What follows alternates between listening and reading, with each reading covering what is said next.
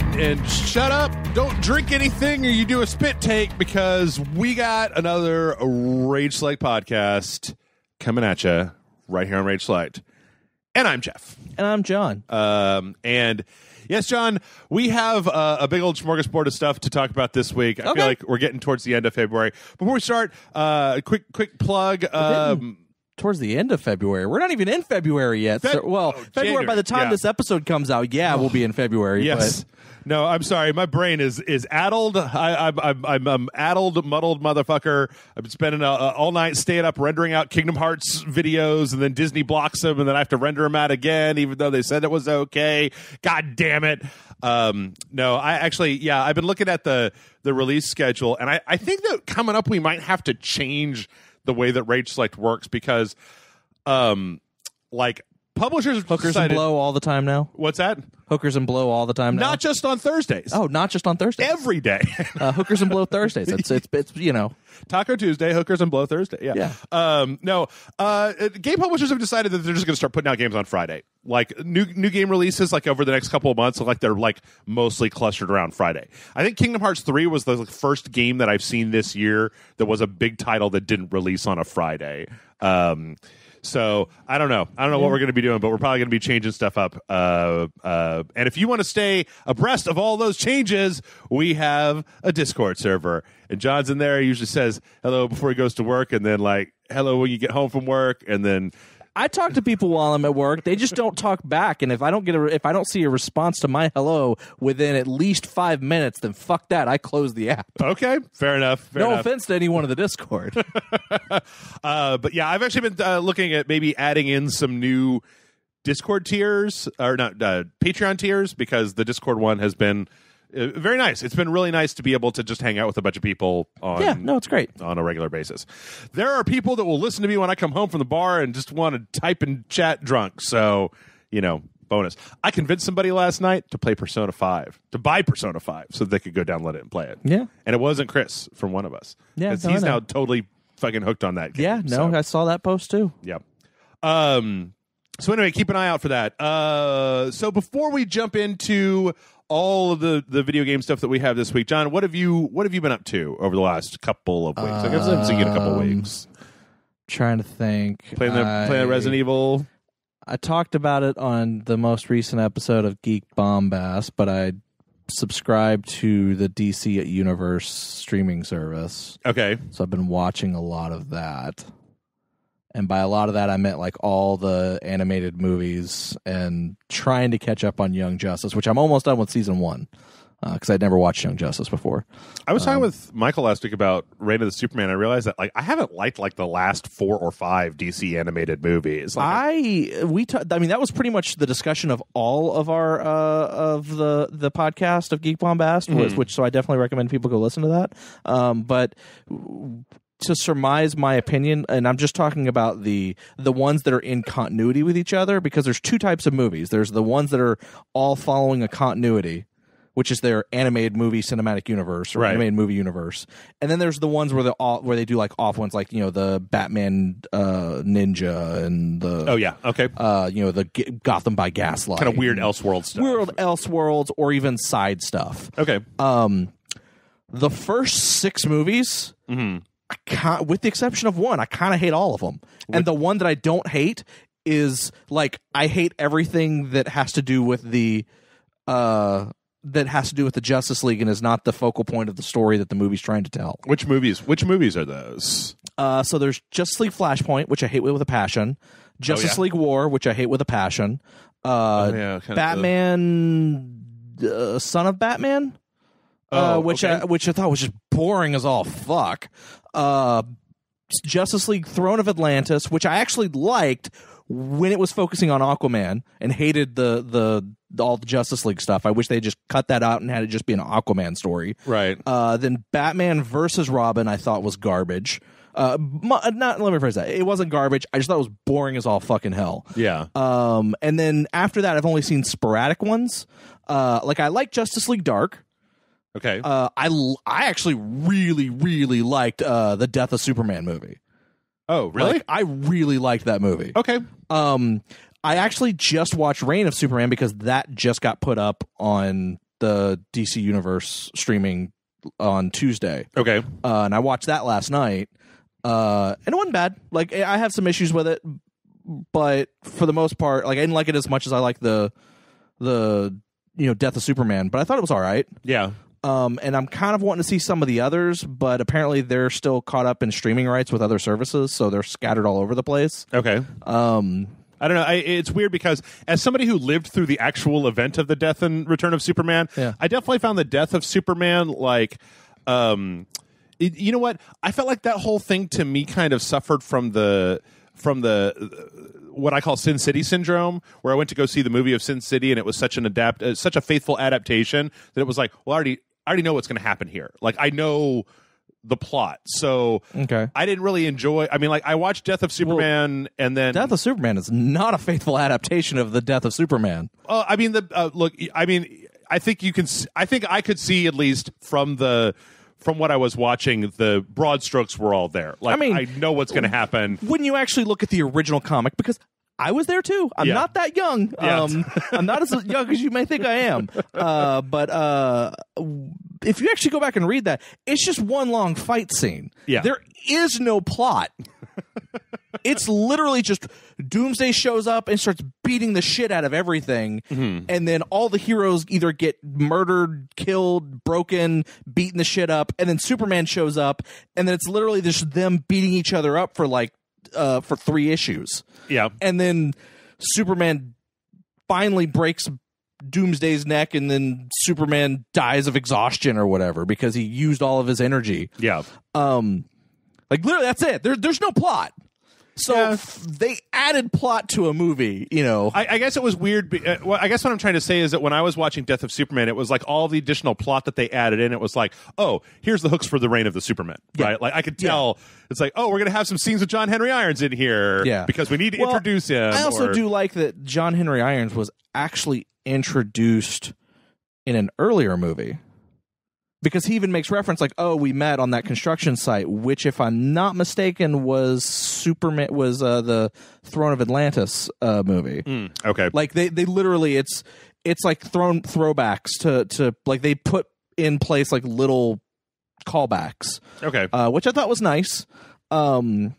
Not needed, but nice. I guess I'm just so far out of the loop on those movies that they kind of lost me a while back. And we talked about it on Geek Bombast, and that the Hank Henshaw stuff in Death of Superman was kind of weird. Yeah. Like, that was just because in the comics, that's a completely separate storyline that happens like years before the Death of Superman comic ever happened. Right. Like, it's just it's also a Fantastic Four parody. Yeah.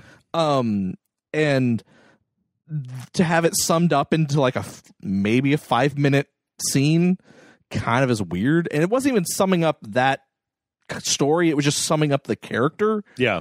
It's just weird. Yeah. I agree. But yeah, like I liked it more than disliked. I'm not going to say it's the perfect animated movie, but I think it's the best Death of Superman movie we've gotten. I'm going to stick with Max Landis recounting the plot on YouTube. Yeah. No, that's a pretty good one. But yeah, the Reign of the Superman kind of makes some weird choices with some things, and trying to, since they can't. It's just weird because in the comics, the Reign of Superman, the Mongol ends up showing up as a villain in the comics. It's Mongol from Warworld or whatever, and they blow up Coast City. Right. None of that's in the movie. Right. In this movie. Yeah. Like, none of that's in this new movie because, like, they were like, we can't have Coast City destroyed if we have a movie with Hal Jordan in it. So let's remove that plot thread. Yeah. And fuck Mongol. We haven't really introduced him at all in these movies. Let's not use him. Let's use Darkseid again. I kind of think of that whole era of the DC comics as kind of like dark times to not be thought about. Yeah. But yeah, so I mean, I kind of want to go back and watch some of the other animated movies that I haven't watched, because apparently at Batman Bad Blood and On, which is where my is spotty, where what I viewed as spotty, they apparently like something changed at their animations, DC animation. Okay. And they started getting better stories. Okay. All right. Then maybe I need to go back and watch them. Yeah. I mean, that's what I've heard. I haven't and also if you look at their reviews on Metacritic, like the first 6 are all like critically panned, and then start like Bad Blood's kind of like an 80-something%, and then after that everything's like getting 90s and above. Okay, so it's like I'm kind of interested to be like, okay, well let's see what's going on here. So I've been watching those and been watching Lois and Clark and just on a DC tear. Well, I paid for a year of this service. I gotta get I'm gonna use it. I'm gonna use it. Yeah. Wait, can you watch like the Tim Burton Batman movies on there? Yes. Really? Yes. Okay. Tim Burton Batman movies, the Richard Donner Superman movies, Ryan Reynolds Green Lantern. No, that's not on there. They just disavowed that entirely. I think they disavowed it entirely. But the 90s Flash TV series, the Lois and Clark, the live action Superboy, all of Batman animated, and it's the HD version, the remastered HD version. What about Superman, Justice League Unlimited? Yes, and Batman Beyond. That's almost worth it in my opinion to have access to that, and then just to go. Then the other stuff is all just gravy on top. Yeah, right? And like I said, I'm actually kind of excited for Doom Patrol and Swamp Thing. Yeah. Which Doom Patrol is the next series to come out. It comes out February somewhere around Valentine's Day, I think. Okay. And then after immediately when that season ends, they start up Swamp Thing. Okay. Which I'm interested in, and then after that is Stargirl, and then they have a Harley Quinn animated series, which I couldn't give two shits about. But those three, the Doom Patrol, Swamp Thing, and Stargirl, I'm like, those are all weirdo DC properties. Those are all kind of weirdo it's all properties. Characters that are not caught up in other shows. Right. Yeah, no, I gotcha. Or other films or other shows, and aren't quite big enough to get their own movies, but aren't caught up in other shows, so they can easily make something and adapt it and put it on their, put it on this. And it's Doom Patrol's a little weird because they're rewriting, because Cyborg is part of the team. Is what is his name, like Metal Man or the Robot Man? Robot Man, is he also part of the team? Yeah, Cyborg and Robot. Yeah, I don't need and Robot Man guys. is played by Brendan Fraser. Weird. I haven't seen him in a while. Yeah, I haven't seen him in a dog's age. Yeah, and then Matt Bowder, the guy from the TV show Suits, is or not Suits, White Collar. Okay. The guy from the TV show White Collar. He is playing who's the dude in that bandages? I always forget his name. Oh, is it Mr. Negative? Yeah, Mr. Negative. And then it's like Rebus later after they do the weird Grant Morrison reboot where it's like he's both a man and a woman, and he's like three different. It's like a man, a woman, and the energy being all merged together. But yeah, it's an interesting. Like, it interests me enough that I'm looking forward to it. It kind of it's funny. It's almost like, what if the trailer for it kind of reminds me like, what if David Lynch was given a superhero? Okay. So that's the thing, is that if Doom Patrol goes weird, I'm all in, right? Like if it's kind of, I don't know. I like the Grant Morrison Doom Patrol, but yeah. Well, speaking of Metacritic, before we jump in, I just briefly want to talk about the movie Polar that came out on Netflix. This is a Mads Mikkelsen movie where he's like a hitman. He's trying to based retire. on a comic. Yeah.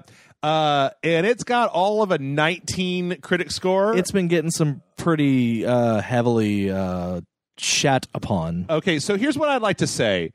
This is not a good movie.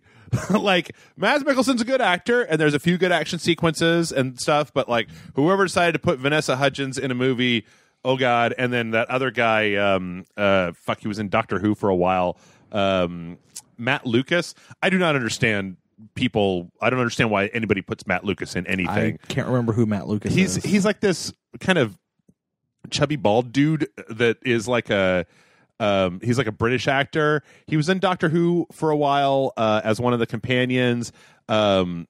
He's apparently been he's in some big show in Britain that is like like Little Britain or something like that. Okay. Something like that. I have no idea who that is, but okay. Yeah. Anyway, the let me put it this way: Polar sucks, right? Okay. But it doesn't. It's not like a 19. I mean, it's like a 40, right? Okay. Like, it's free on Netflix and you can turn it off. That's like my whole thing with Netflix is like, nobody's forcing you. Like, 1, you didn't leave your house. 2, you didn't pay for a ticket, and 3, you can always just go watch Parks and Recreation and stop watching Polar at any point in time if you're so upset by it. Because like in the critic reviews, there's some critics who've given this movie a 0, and I'm like, what is a movie, John? What does a movie have to do to be rated 0 by you? Because, like, I think I wouldn't even rate, like, The Room 0 because it's funny because of how terrible it is. Yeah, I mean, there's it has to be criminally boring as well as, like, insulting.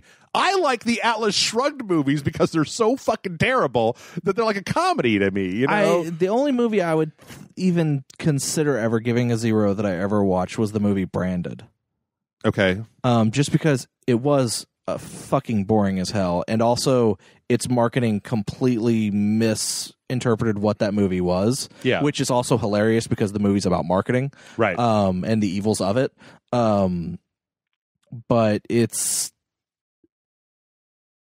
that's about the closest thing. I feel bad though about Mads Mikkelsen. I feel bad about that movie though, a little bit though, because Mads Mikkelsen deserved a better movie.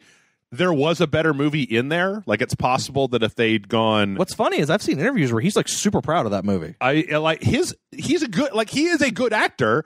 He is even good in this stupid movie. It's like just because, you know, the plot of the movie is that he's a retired assassin and that the company that hired him has like a retirement package, which is a stupid concept to begin with. But like, they're sending out this hit team to like take out all the old assassins so they don't have to pay out their retirement benefits, which also is a really convoluted and silly thing. But like, everybody who's not Mads Mikkelsen are dressed up like clowns. Like, they all have these like really flamboyant outfits, and they're all just like super edgy, and they've got all like, ooh, you know, and like, it is based on a graphic novel, right? But like, you know, hey, at least Wanted had like the good sense to tone down the dumb costumes, because they don't. I mean, I don't know. I feel like if they had played it, because it has a lot in common with John Wick, where there is like this weird underground organization of assassins. It's just that like, everybody who's not Mads Mikkelsen, Vanessa Hudgens is overacting their asses off. They were just like, the director was like, all right, turn it up to 11. Then turn it up even more and break off the handle. I need you to not just be like, no. I need you to be like, no. Like, so, yeah, everything that is Mads Mikkelsen was pretty decent, and then the other stuff was pretty terrible. I mean, there's a part where Mads Mikkelsen shows up naked in the middle of the snow and starts fucking killing people, and that's cool. Like, that's a cool part. So, anyway, watch it if you want. Don't watch it if you don't want. Whatever. Whatever. Let's. You live your life, listener. You do what you got to do, and we're gonna do what we got to do, and that's talk about video games. And our first story this week is we're gonna talk some Nintendo. We actually have like 4 things from Nintendo, but all right, I'm ready to talk some Nintendo. This is a weird one to me, because Nintendo put out, like, Nintendo does Nintendo Directs, but every so often I feel like they do a thing where just some guy in a suit comes out to explain like what's going on with the development of some property, or like something. There's not like a flashy trailer. There's no way you would make a trailer for this news, but usually I would expect to read this news in just like a story, like a press release. So apparently the development on Metroid Prime 4 was not going super well. No. And so they have decided to basically give the project back over to, was it Retro? Retro. And start over. Austin Local. Yep. With the producer for the game is still there. Yeah, because he was the guy who's the producer for the game was the producer for the original 3 Metroid Prime games. I can't say his name either, so don't worry. I'm just looking for it. Yeah, he was the producer for the original 3 Metroid Prime games. He was starting Metroid Prime 4 with a new development team. Yeah. Apparently it wasn't going well, so they've kind of restarted production with Retro Studio, which, for those who don't know, Retro Studio is the company that actually made the first 3 Metroid Prime games. Kensuke Tanabe. Yeah. So yeah, and part of this announcement is like, so, you know, don't be looking for this anytime soon, because. So I feel like this was an announcement that was Nintendo going, fuck, I wish we hadn't announced this. Why is that? Well, just because not I wish we hadn't announced it, but like I wish we hadn't announced it originally, because now we have to explain why it's not coming out anytime soon. Oh, okay. Right. Like, had we not announced it, we could have just moved it to Retro, and then once we were ready to show something, we could have been like, all right, everybody, Metroid Prime 4! I don't know. I mean, like, it's kind of a testament to Nintendo, because I feel like there are plenty of companies out there that have been more than willing to, like, announce a game and then just, like, fucking shut the hell up about it for 3 years while there's a bunch of internal weirdness happening. And then, how many years after Final Fantasy Versus 15 or Versus 13 was announced did we go where that game was just like completely MIA from E3's or Kingdom entirely. Hearts 3. Or Kingdom Hearts 3 for that matter, yeah. Or Final Fantasy 7 remake. Yeah, just everything Square's ever made. I mean, yeah. They announce it, and then you're going to have to wait 4 years to see another trailer for it. And after that, you're going to have to wait at least 10 years for it to come out. Yep. But, it's strange. I was more excited for this when it wasn't being made by Retro, because I'm just not the biggest fan in the world of the first person Prime games, and part of that might be the fact that like they made a trilogy, and then the end of that trilogy was on a different platform in the GameCube, or that I like got halfway through Metroid Prime 2 and then just kind of got bored and stopped playing it. I don't know. I like that style of game more when it's, at least third person. Like, I'm just not a big fan of the first person Metroidvania. I'm going to be honest. I don't think it was going to be anything but first person, even under the new studio, because you got to remember the guy who was heading the project is the same person who made the first 3. Yeah, I know. I guess I wanted to see it. All of the Metroid, I could be wrong, and I need to maybe go back and play them. But like the Metroid Prime games, I played through the first one once and was like, that was okay. Metroid Prime 2, I played halfway through it, and I was like, And Metroid Prime 3, I borrowed my friend's Wii and played about 20 minutes of it when I do not want to use motion controls for this, and then stopped playing it.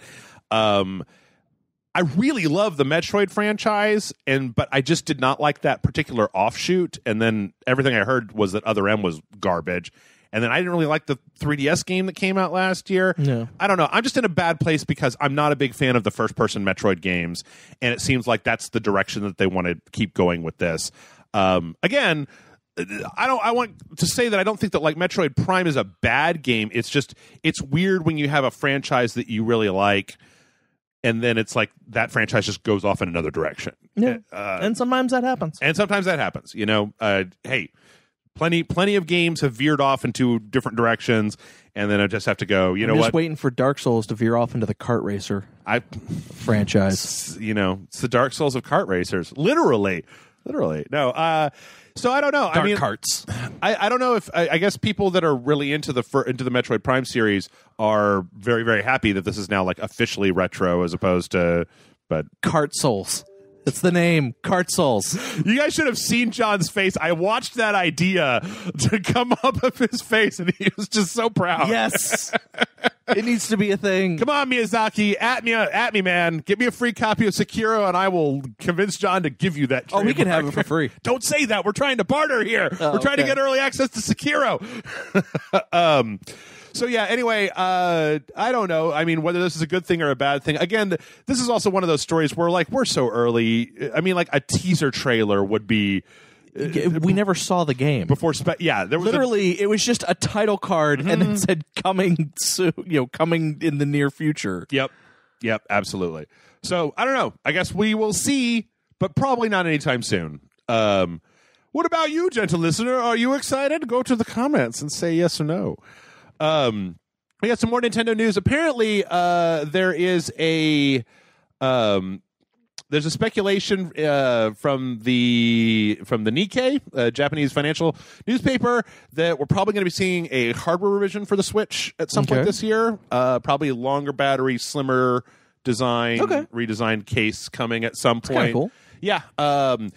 However, this was also connected with another interview last week where they were talking to the company president of Nintendo, Shintaro Furukawa, who said, like, we have no plans for a successor or a price drop on the Switch anytime soon. So while there may be a hardware revision, that probably just means they're going to phase out the initial ones. Yeah. I mean, as anybody I guess it's weird. You have to ask yourself, because Nintendo has a reputation for doing hardware revisions on the handhelds, but not on like the home consoles. And what is the Switch? Is it a handheld? Is it a home console? Like, yes. Yeah, exactly. Like, I don't know. Would you be tempted if they came out with a Switch that was like 20% bigger screen, 30% longer battery time. I'm fine with what I got. I think I'm pretty cool with what I got too. But I think if they did release something that's cool for people who haven't bought it yet, and want to buy it. So yeah. So I don't know if you were thinking about buying a Switch like right now.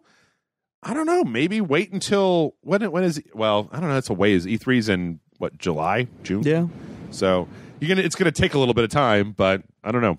Might not be worth might be worth your while to wait a little bit. Segue not found. I kind of had a segue for this, but this week, so Metro Exodus is coming out in a couple of weeks. I think you and I have remarked on how this game is kind of snuck up from. Like, I remember seeing the trailer, and then it was just like, release date, it's coming out in a month. And I was like, oh, okay. But as of this week, Deep Silver announced that they are going to be releasing it exclusively on Epic's store on the PC. On the Epic Game Store. Yes. Now, the reasoning for this is obvious. I mean, Steam takes a 70-30 split unless your game hits $50 million worth of profit, at which point it only takes an 80-20 split. Epic takes an 88-12 split. So, like, the difference between being able to keep 70% of what you made and 88% of what you made is pretty big. Yeah. Now, the problem is that this game has been on pre-order on Steam since its announcement or for a while. Yes. So plenty of people have already pre-ordered it on Steam, and Deep Silver said that they are going to be releasing that. They're going to be honoring those pre-orders on Steam, but basically the game page will not be allowing any new purchases. Okay. And as well, if there's DLC for it, you will be able to buy that DLC if you already have a Steam copy. But so basically, they're trying to do as right as they can with, like, if you pre-ordered it on Steam, you're going to get it on Steam. You can buy the DLC on Steam. You're going to get everything that you paid for on Steam. But that, like, from here moving forward, if you want it on the PC, you can only buy it on the Epic Game Store. Okay. Now, this is had some strange implications, as I'm sure people can attest. First off, and this is the one that I really don't agree with, John. Metro Last Light and Metro 2033's scores on Steam have been just like tanked, and it's actually really interesting because when you go to the actual pages for them, Steam has a thing on their website where if a game suddenly gets a huge influx of bad reviews, it'll actually put up a graph showing you that, like, this all happened like last week, like that this was a thing that happened in the very recent past. And I looked at some of these, and a lot of them were just like, fuck a bunch of this. I want all my games in one place. Some of them, though, apparently there's a lot of people that are dissatisfied with the Epic Store. There's a thing about pricing in the EU as opposed to in the United States, where games actually cost more there. Yeah. You can't play your games offline. There's none of the stuff that's been built up on Steam over the years, like discussions and forums and the screenshot feeds and stuff like that. However, I do kind of feel bad that these games are getting review bombed. Yeah. Because, I mean, you're looking at a review screen, and the first thing I see is ASCII middle fingers. Yeah, like ASCII art double middle fingers with just the words Epic Store between them. Yeah, I don't know. What do you think about this? I mean, I don't know. You don't really have any. I've kind of, and this is, you call me a console noob, whatever you want. I've kind of given up on PC. Yeah, as a viable for me. Like, if other people want to play games on PC, that's cool. Like, but I just kind of, I've given up. Like, I don't care if it's on Steam, it's on Steam. If it's on Epic Game Store, it's on Epic Game Store. I let them fight. Okay, let them fight. But John's just gonna be sitting up there with his thumb ready for a thumbs up or a thumbs down. No, I see. Okay, it's what weird. Was it the thing I saw was pretty funny? Penny Arcade had a comic strip, I think, yesterday. Okay, that was them saying, first we got shitty ports of their games, now they've brought their war to us. Oh, the console. Oh, the console wars.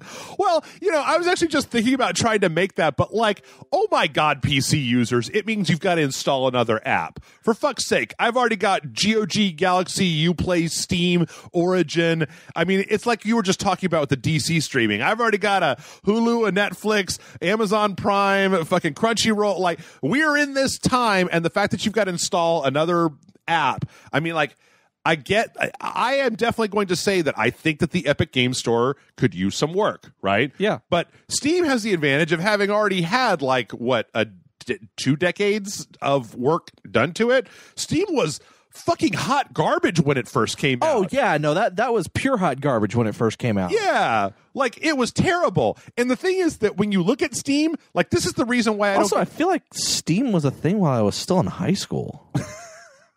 When did the Orange Box come out, right? Wasn't that when they released Steam? I thought Steam was way before that. Let's see. I thought Steam was with the release of Half-Life 2. Oh, maybe it was. Let's see if I can find a Wikipedia page for Steam and find out when it was launched. I could be wrong. Let's see. Steam software. Wikipedia says Nope, that's the Alexa rank. Initial release, September 11th, 2003. Okay, I was not in high school. Wow. Yep. I was not in high school. But yeah, no, they've had 15 years to figure out how to fix that shit. Yeah. So I don't have a lot of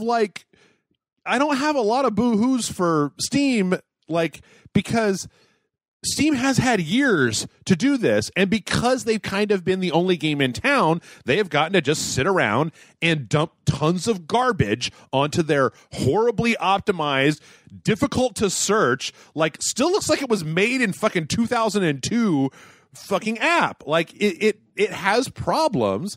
It's really badly laid out. I mean, the fact that they have to run an algorithm to tell you what games are actually worth you looking at because of just the sheer volume of garbage. And then, you just put straight up porno on Steam now. And I think that the only way that Steam has to innovate is if they have a real competitor. And the only way that Epic can be a real competitor is if they do shit like this, is if they try to pull stuff off of Steam to the point, because if Metro, what is it, Origins or Exodus? Yeah. If Metro Exodus launched on both Steam and the Epic Store, well, that doesn't put any pressure on Steam, right? The only reason that Steam even instituted that 50 million 80-20 split thing was because of Epic, was because Epic is starting to put the screws to them, and Epic has the money from Fortnite to be able to weather bad press or whatever. So, like, in that case, I'm like, you're review bombing this publisher's games on Steam. I don't know. The whole thing,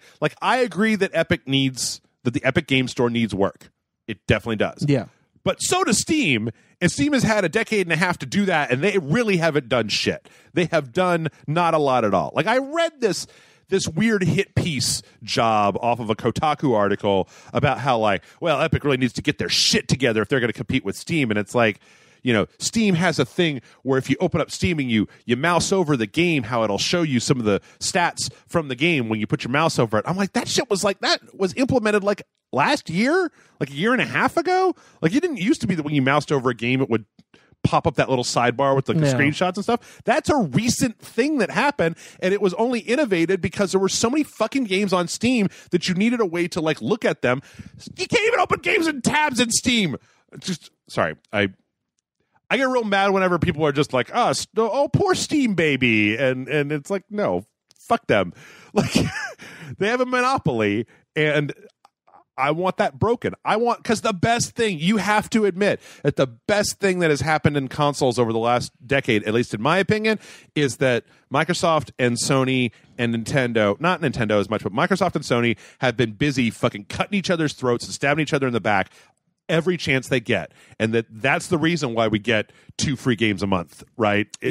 Because Sony needed a reason for you to buy PS Plus, and then after they've been doing that shit for a while, Microsoft was forced, because Xbox Live used to be $50 a year just so you could play online. Yeah. And there were like some demos or something that you could access to, or you could access to stuff early. Like, it was a service that had very little. It was just give us more money. And it was only feuding with Sony that made that different. Hell, I think that's the only reason that Nintendo, I bet Nintendo would have offered that online pass without even bothering to throw you old NES games if it wasn't for PS Plus and Xbox. I would also say that Nintendo is part of that because, they look at what Sony and Microsoft are doing. They see what Microsoft are battling each other, trying to make like the best graphics in the world. And Nintendo kind of knows they can't really compete with it. Like they can maybe sort of compete with it, but not on that level. Yeah. So they then had to go, okay, well, what can we do to make our console stand out? If we can't beat them graphically, right, which is what they're using to stand out, how can we? And they just innovated with the Wii, adding the motion controls, which I know you didn't like, but still, it sold like fucking hotcakes. Sure. What happened when that became the big thing? Sony released Move controllers, Microsoft released the Kinect. Yep. Then, 2 screens on the DS. What happened with that? Sony went, let's do a handheld that has a touchscreen on the back of it for some fucking reason. Well, hell no, wait. Didn't they have a whole thing where there was a whole like PSP connects to your PS3 as a second screen that you can use? Yeah, which was kind of in response to the Wii U. Yeah. They've all been kind of driving each other. I mean, hell, I'll still sit here and say the 3DS is the single greatest like 3D implementation of 3D that I have ever seen. Yeah. I look at it and it just feels like that because Nintendo had to really sit back and look at it and go, we can't compete like that. Yeah. How can we innovate? And so Nintendo's over here just going, everyone's like, who cares about Nintendo? They can't compete. We need more graphics, better graphics. Yeah. And exclusives. And Nintendo's like, here's a game that's a console and a portable. And everyone's like, shit, that's a really good idea. Why didn't we think of that? Yeah. The best ideas, that's why I love, that's one of the reasons. I mean, like, I have a real turbulent relationship with Nintendo. I know. Because the Switch is just like, oh, fuck, what? I didn't even know that I wanted that, but now I do want it. Whereas, motion controls, I'm like, oh, I know I don't want that, but you're just like, yes, you do. Yes, you do. Keep playing these motion controls games. And I'm like, no, I don't want to. And they're like, yes, you do. Anyway. But yeah, so I mean, like, I feel like that is part of it, but just Nintendo approached it differently than they did. Nintendo approached it, how can we differentiate ourselves from them? Yep. Whereas Microsoft and Sony both went, how can we outdo the other? Yeah. So, I mean, like, I understand why people on Steam would be upset about this, and I don't know. That's perfectly legit. Be upset about what you're upset about. For me, though, I'm willing to accept a little bit of irritation if it means that we can get a better version of Steam. Like, I think that Valve has shown that Steam isn't going to evolve at all unless there's somebody else out there forcing them to. That without them being forced. Unfortunately, GOG was not as much as we wanted them to be that driving force. Turns out it's Epic. Yep. Anyway, let's move on. Speaking of Epic, it wouldn't be a week on Rage Select if we didn't have a Rage Select podcast unless we had another epic Fallout 76 failure. Oh, shit. So, Fallout 76 is back in the news this week for having problems. So check this out. I don't know if you even know this. Probably not because you don't play Fallout 76. When Fallout 76 first launched, bobby pins I remember those. in your inventory weighed 0.1 pounds, which is fucking ridiculous. Bobby pins weigh 0. So recently they did a patch, and that patch reduced that weight to 0.001. Great. Better. As well as there have been some other things that have been fixed over time. There was just recently a patch, though, that somehow reverted that previous bug fix to 0.1, and so suddenly a bunch of people found themselves over encumbered. As well as I feel like there were some other assorted things that got rolled back. It is, I mean, just like, this is just a mess. Like, I don't know how many times I could tell this story about, like, hey, you guys, Bethesda fucked up again with Fallout 76. Just throw your hands up and be like, I guess. Yep. Whatever. Yep.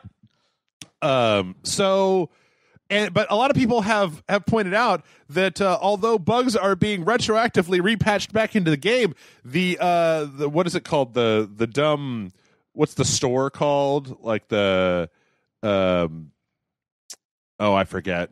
The Atom Store. The Atom Store is still getting updates. The Atom Store is still getting stuff that you can buy with real money off the Atom Store. And it's like, I kind of wonder. I mean, like, okay, there's not a lot in the marketing for Anthem that I've seen that looks like bad, right?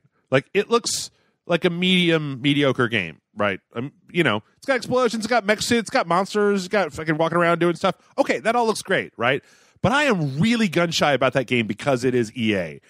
And I'm wondering if they keep this shit up with Fallout 76. I mean, I don't think I've had a week this year that I've been able to do a podcast that makes me like, let's talk about what Bethesda did wrong this week. Like, it used to be that Bethesda just release a game and then they'd just walk away and every so often there'd be a problem.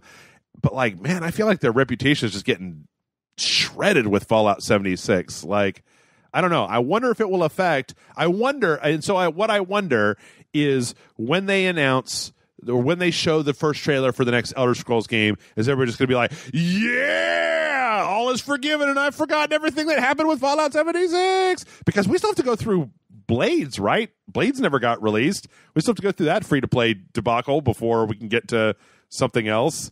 Like, also, I don't think Blades was free-to-play. Was it not? Is it going to be a full... No, I think it was a pre-order thing that you had to pay like $5 or $10 for. Oh, okay. Well, good luck with that, Bethesda. All I know is that as the days go on, I'm less and less interested in Bethesda, except as a publishing arm of ZeniMax to put out id Software games. Yeah. I'm looking forward to Rage 2. Yeah. I don't know. Maybe Rage 2 will be good. Maybe whatever the next Dishonored game is announced, that'll be cool. So, speaking of companies that I'm a little bit cool on, Ubisoft came out with, this is kind of like last week, with basically just an outline of what you to expect in their private beta that's coming pretty soon. So if you pre-order the game, you can get into the private beta on February 7th, and apparently you can play the game up to, I believe it's like level 7, and then there's also like a higher tier, like a level 30 raid that you can do to just show off some of the stuff that's going on in the game. Reminding us all that Division 2 is still a thing. John, on a scale of 0 to 1,000,000, how excited are you for the Division 2? -1. -1? That wasn't one of the numbers that I gave you. I gave you a really big scale. You could have been like $1. $1. No, negative, because I honestly forgot that was a thing that hadn't come out yet until you mentioned it. Yep. Division 2 is coming out in like at the end. I think it's like the beginning of March is when it's actually coming out. Yeah, literally, I thought you were talking about a game that had already come out, and it was talking about some like new thing. Yeah, in it, and then you were like, this is an open beta, and I'm like, oh wait, this game's not out yet, is it? Oh yeah. March 15th is actually when it comes out. Does anybody care? What's Ubisoft got going on right now that you really care about? Far Cry New Dawn? What? Do you care about Far Cry New Dawn? Kinda. I'm kind of interested. For Honor Season 3 Voldemort or whatever? I mean, For Honor's going to be part of the PlayStation Plus. Yeah. That's kind of cool. I'm not going to download it. I might download Hitman. I don't know, but not that. Okay, let me ask this question in a different way. Probably the Far Cry New Dawn is probably the closest thing that I have any interest in, and I'm weirdly interested in that. Yeah. And I'm also weirdly hesitant because the interest I have in that is the same weird interest I had in Far Cry 5 right before it came out. Right. And then we got Far Cry 5, and I actually like that game. Like, I don't hate it as much as everyone else hates it. Like, I especially don't. I know I don't hate it as much as you dislike it. I think most people like it, and I'm in the minority on this one. I'm kind of like, I know a lot of people love the game but hate the ending. Yeah. I am somewhere in the middle of, I think it's okay across the board. Like, I don't hate the ending. Yeah. But I also seem to be in the minority of people who kind of guessed the ending before it happened. Which is weird because even Amanda points out that we were playing. I was like, oh, I bet I'm going to have to disable a nuke or something before the end of this game, or a nuke's going to go off. Yeah. And then Amanda was like, a nuke went off. You called it. And I was like, yeah, actually, what's strange is I called it. And then I totally was shocked by this ending. Well, but despite all that, I'm kind of interested in New Dawn because it looks interesting. There's apparently some RPG mechanics in it. Mm-hmm. Being introduced in it, so it's not just the same game with a new skin over it. There's some changes in the way the game works mechanically. So I'm kind of interested in that. But at the same time, it is a Far Cry game, and Far Cry 5 is Far Cry 3 and Far Cry 5 are the only games that I've actually finished. Okay. And I didn't even I kind of lost interest in Far Cry 3 about halfway through it, but I still beat it. Well, sure. You take out the most compelling character in the game. Yeah.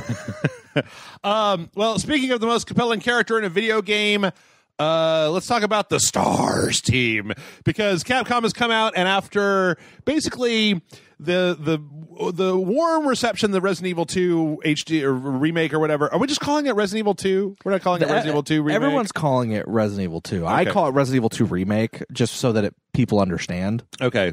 They're saying that if fans are down for it, they want to make 3. Ooh. What? RE squared. Because it's RE for remake. Right. RE for Resident Evil. Oh. RE squared. Oh, that's nice. That's the shorthand. There you go. There you go, Internet. That one's for free. Yeah, put that one on Twitter. No, apparently, Resident Evil Nemesis, Resident Evil 3 Nemesis, I haven't actually played it, but I've never played it, actually. It's a remix, or not a total remix, but like it uses assets from 2, right? Yeah, because Jill is trying to escape Raccoon City as well. Yeah, I never played RE3. So. I didn't either. I played Resident Evil 1 on a N64, which was not great. Oof, that sounds bad. And then I played RE1 again on the GameCube, and then I think I borrowed RE2 along with a friend's console for the PlayStation. Okay. Then what, like 4? Yeah, and then I played 4 on the GameCube. Okay. I am really excited for this to be a thing, because I've always wanted to play Nemesis. Like, I've heard a lot of it. I would be really interested to see, especially with all the Mr. X stuff in Resident Evil 2, how Nemesis is handled, because there's like this whole thing where you can run away from Nemesis, but if you actually stand and fight Nemesis every time he shows up, then like you get additional stuff like later on in the game. I don't know. That is a part of Resident Evil lore that I've never really gotten a chance to look at, and I would be really happy if they put that in there as well. Yeah, I mean, I think Capcom knew this was going to be a big thing because a lot of people wanted Resident Evil 2 HD. Yeah. Like, they've been clamoring for it since the day that Resident Evil HD came out on the GameCube. Oh, right, yeah. They've been clamoring for it all the way back then. And I think they knew it was going to be well received. I don't think they knew how well received. Like, I think that's the thing, and I think partially if they had just released this game without Resident Evil 7 ever happening, I don't know if it would be as well received. Okay. I do think it again would be well received because a lot of people, because it's a fucking good game. Yeah, I mean, it's Resident Evil 2. Resident Evil 2 is great. Like, what the fuck, you know? And yeah, some people complain that by making it third person instead of the fixed camera, you kind of lose some of the suspense. But they changed the game in other ways to make it more suspenseful in other ways, to kind of balance that out. Absolutely. But yeah, it's fucking great. But I feel like because Resident Evil 7, like, just was such a hit and was so good that this more people who maybe never played Resident Evil 1 or 2 are now interested in this. So I think this is actually hitting more than they were expecting. Okay. So now they're kind of like, well, should we do 3? I mean, that's fans want it. If I have my magic wand, I look at it the same way that I look at. I was talking last week, or at some point, I talk all the time about Metal Gear, about how it would be. I'm aware. It would be cool if we had RE1, at least like 1, 2, and Code Veronica, because in like a remake fashion, because like 1, 2, and Code Veronica are kind of like an arc, right? You got Chris, and then you got Claire. You got Chris in the first one, you got Claire in the second one, and then Code Veronica is Chris and Claire going to the Umbrella Antarctic Research Center to confront the twins that are the CEOs of Umbrella or something like that. I mean, like, it's a fucking redonkulous, right? But so is Resident Evil. But I would be totally down with 3. I would have thought that their next step would have been 8, right? Is alternate between make and 8 and then maybe remake that's something 3. that they're doing. Maybe because I know that the team that was working on Resident Evil 2 and the team that made 7 are not the same team. Yeah. I know that for Resident Evil 2 they used some assets from RE7.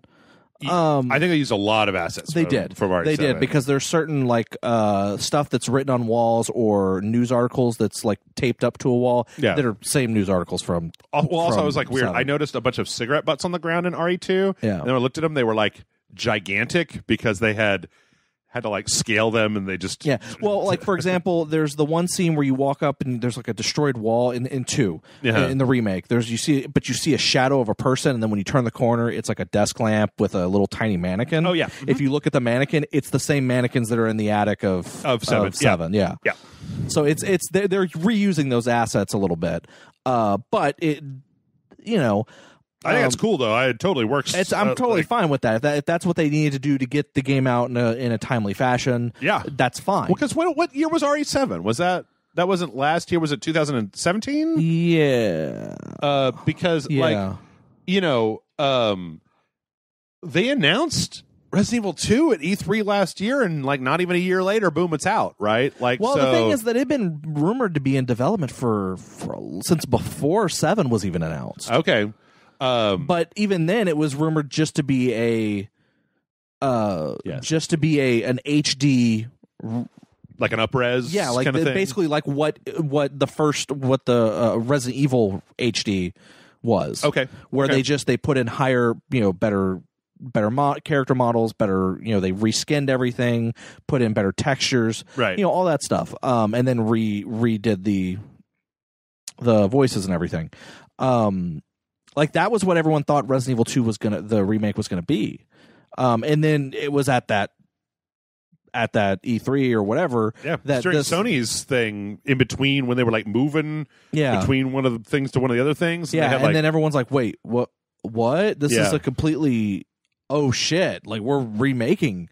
That. So if they want to do 3 and remake it from the ground up using some of the assets from 2 and from 7 and have that team that made Resident Evil 2 go right into working on a Resident Evil 3, I'm perfectly fine with that. Do Resident Evil 3, do Code Veronica, and then forget, I don't think 4 needs to be remade. No. 4 doesn't, that's fine. Yeah. I would almost say though, like, I understand why you would do 3 because it's also set in Raccoon City, and I'm sure there's a lot of like assets that you can go between. I'd almost rather say the next one should be 1 because it's kind of weird to not have that opening chapter completely remade. Yeah, like it'd be weird for somebody who never played, because I can see that there's. Because you can play Resident Evil 1 on PS4 and Xbox. It's the HD version, right? It's just I guess that Resident Evil 2, and you also can get it bundled with Resident Evil 0 digitally.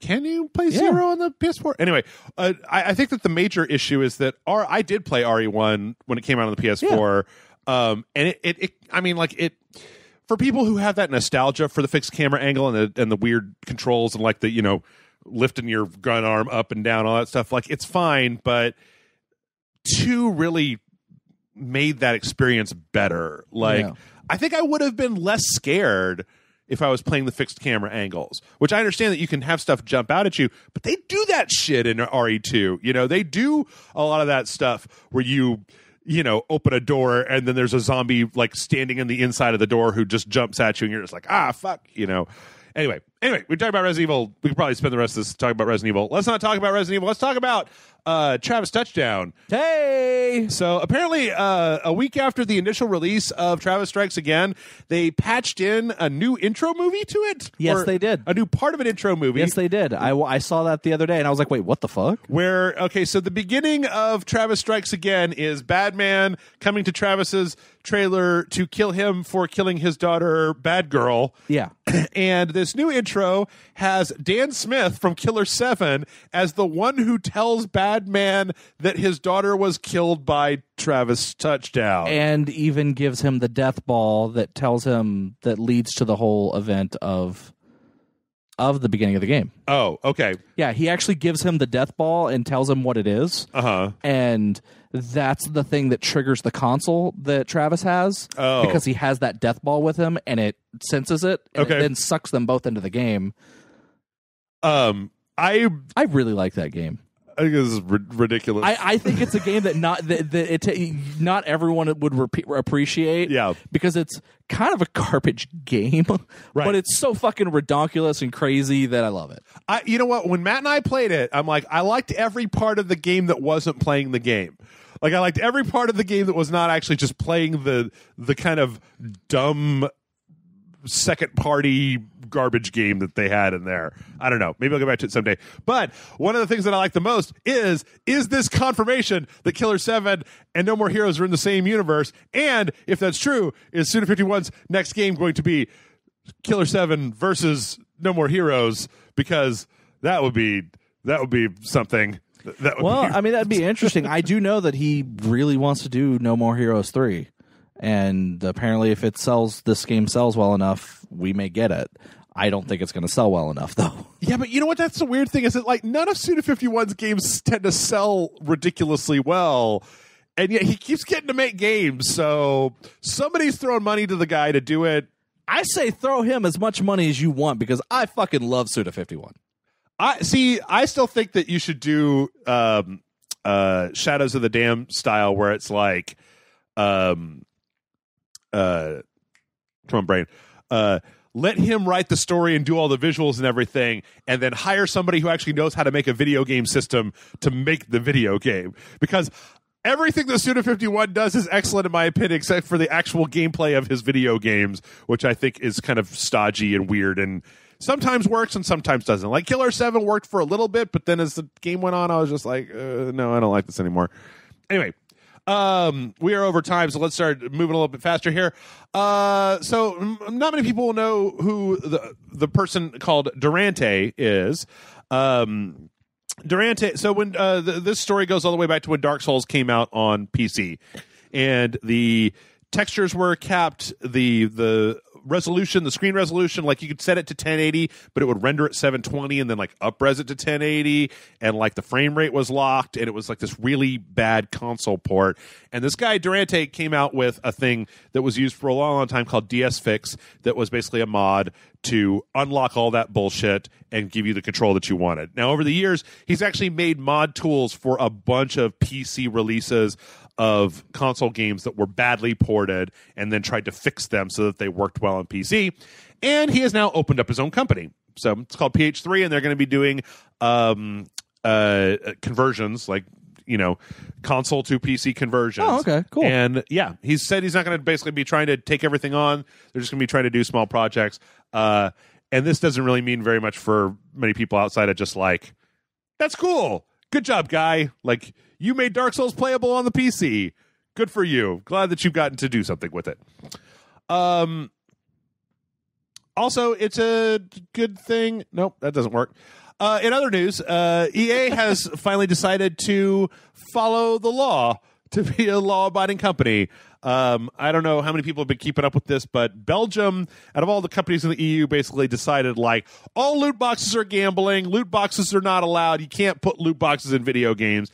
And everybody, like, let's see, Overwatch, Counter-Strike, they took their loot boxes out, but EA stubbornly refused. But now they have caved, and so they are taking the loot boxes out of FIFA at, I think, the last possible day. So there you go. If you live in Belgium, you don't have to deal with loot boxes anymore. Good job, EA. Way to stick to your stupid fucking guns about loot boxes. All right, let's jump through some trailers here real fast. Actually, I think I'm going to cut a few of these. We got a big trailer last week for Dragon Ball Project Z. Action RPG. It looks like it's going to be the story of Goku. Yep.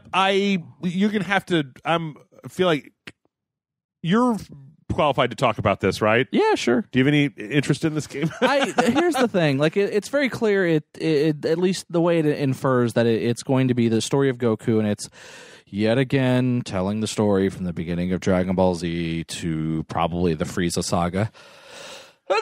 Bless you. Bless you again. Excuse me. Probably to the end of the Frieza saga. From what the trailer gathers, I'm tired of seeing games cover that section of the franchise.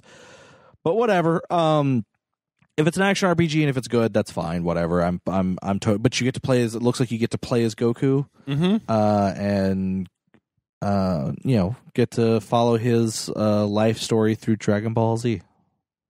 So there you go. In an action RPG. I mean, like, hasn't that game already been made like 8 times? Yeah. Okay. Yeah. All right, cool. I guess, cool. Next up, Subnautica. There's a new, a full-on kind of expansion for Subnautica called Below Zero. This is actually already out on the PC, and it looks pretty cool. Apparently, things are frozen. It takes place a year after the initial Subnautica game, so you're kind of finding out more about what's going on. And from what I can see on the screenshots, it looks like there's a lot more kind of like above the water stuff. Yeah, because the water is frozen, and you can actually walk on it. Which, pretty cool. you're not the only one who can walk on water now, Jesus. Yeah, suck it, Christ. No, no, don't. Or do, I don't care.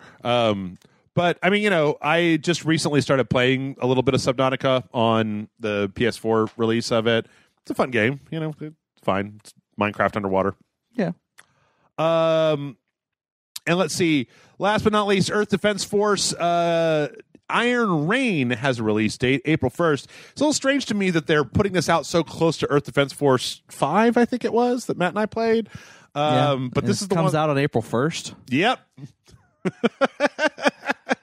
I don't even know how to respond to that.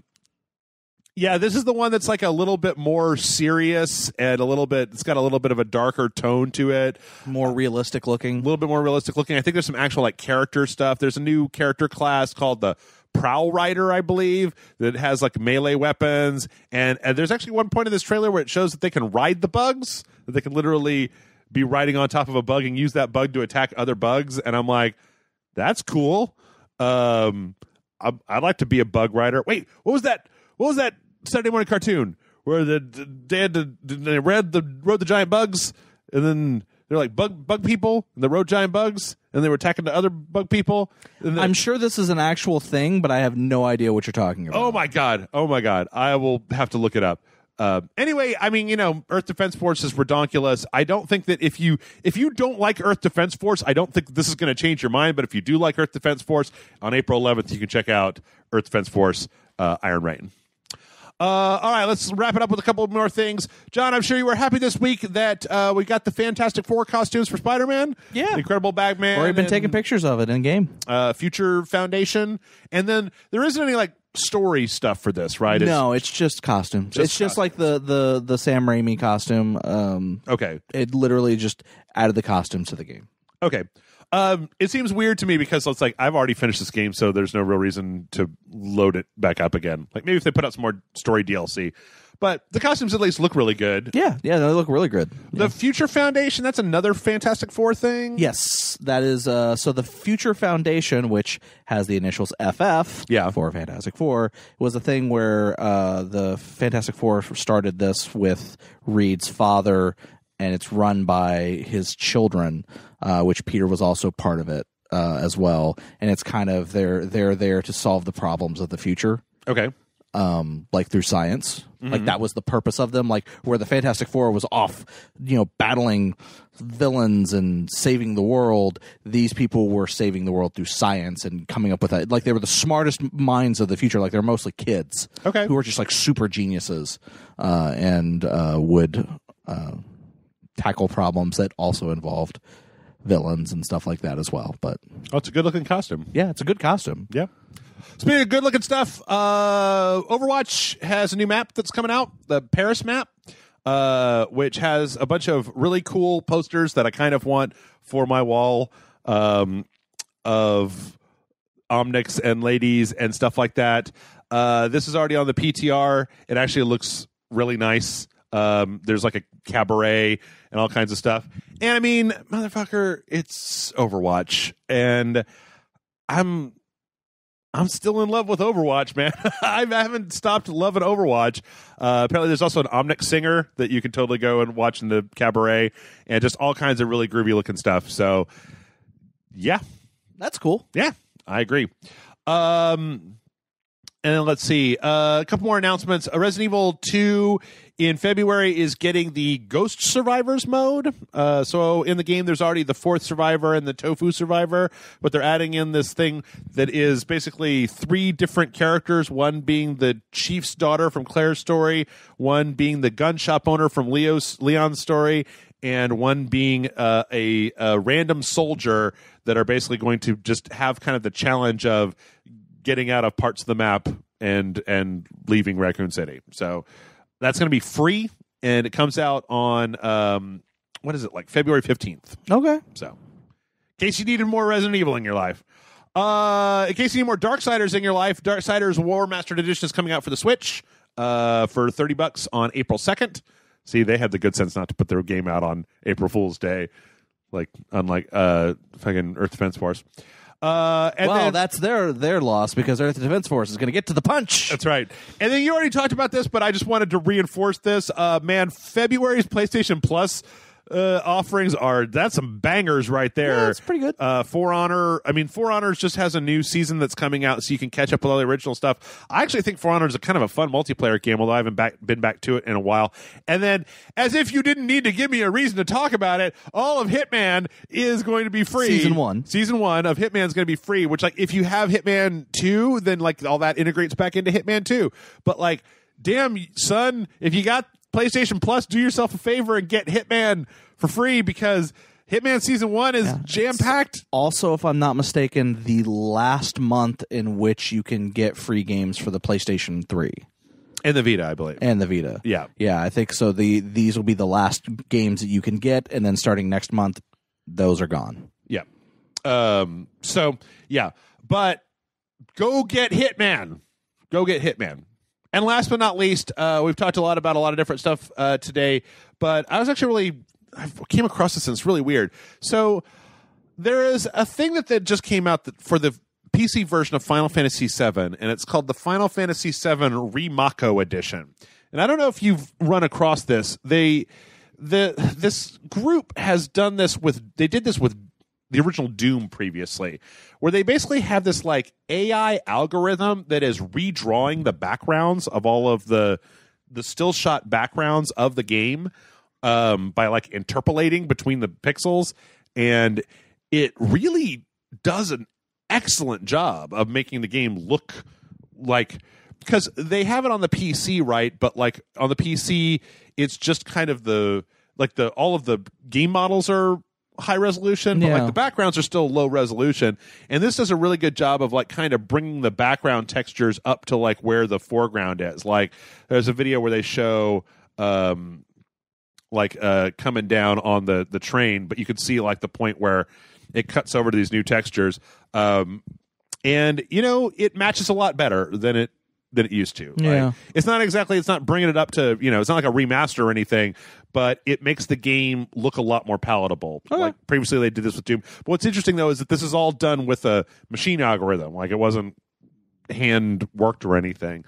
So if you're interested in checking that out, check out the Final Fantasy VII Remako Edition. And with that, we're going to go ahead and take a break. We come back, we're going to read questions. So stick around and we will see you in just a second.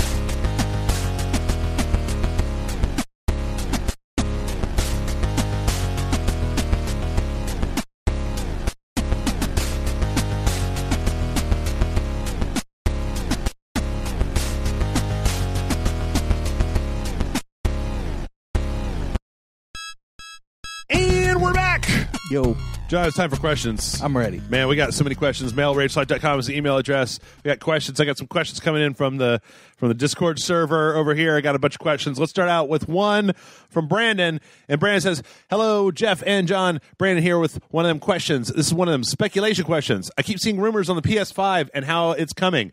Do you think it's really that close to coming out? Also, what would you like to see changed from the PS4 to the PS5? Thanks for all the stuff. And that's from Brandon. So I think you and I have talked a little bit about how we don't think that we're going to be seeing PS5 this year, probably announcement next year, and then release in 2020. I think we might see an announcement at E3. Oh, okay. You've moved it up a little bit. No. I mean, I don't think it'll be. I honestly don't think it's going to come out until Christmas 2020 at the earliest. Okay. At the earliest. And even that's like, I'm not 100%. But I wouldn't be surprised if at E3 this year they went, well, no. Is Sony even going to be at E3 this year? No, they're not. Oh, yeah. Yeah. Because they said they don't have enough stuff to talk about, right? Yeah. So they're not even going to be at they're not even doing a press conference this year. So fuck that shit. No, they ain't announcing shit until 2020. I think we'll probably see an announcement next year. Or best case scenario, they'll do a PlayStation experience, which I don't even know if they're doing one of those this year either. I don't know. But if they are, they'll announce a PlayStation experience at the end of the year and be like, what console exclusives does Sony have this year? Do we know? I don't know. Last of Us 2? Last of Us. Oh, the stuff that they showed, right? Last of Us, Ghost of Tsushima. Then they showed Spider-Man, Death Stranding, maybe. Which, who the fuck knows when that's coming out? I want to know. I thought it was funny that I mentioned earlier that I was reading an interview with Mads Mikkelsen about Polar and how he was really proud of that movie. And then that person asked him about Death Stranding. He goes, so Kojima has given us a very strict list of things that we can and can't talk about. Because the guy asked, do you have any idea of when it's going to come out, or do you think it's going to come out within the next couple of years? He goes, I can't say anything about that. You'll have to ask him.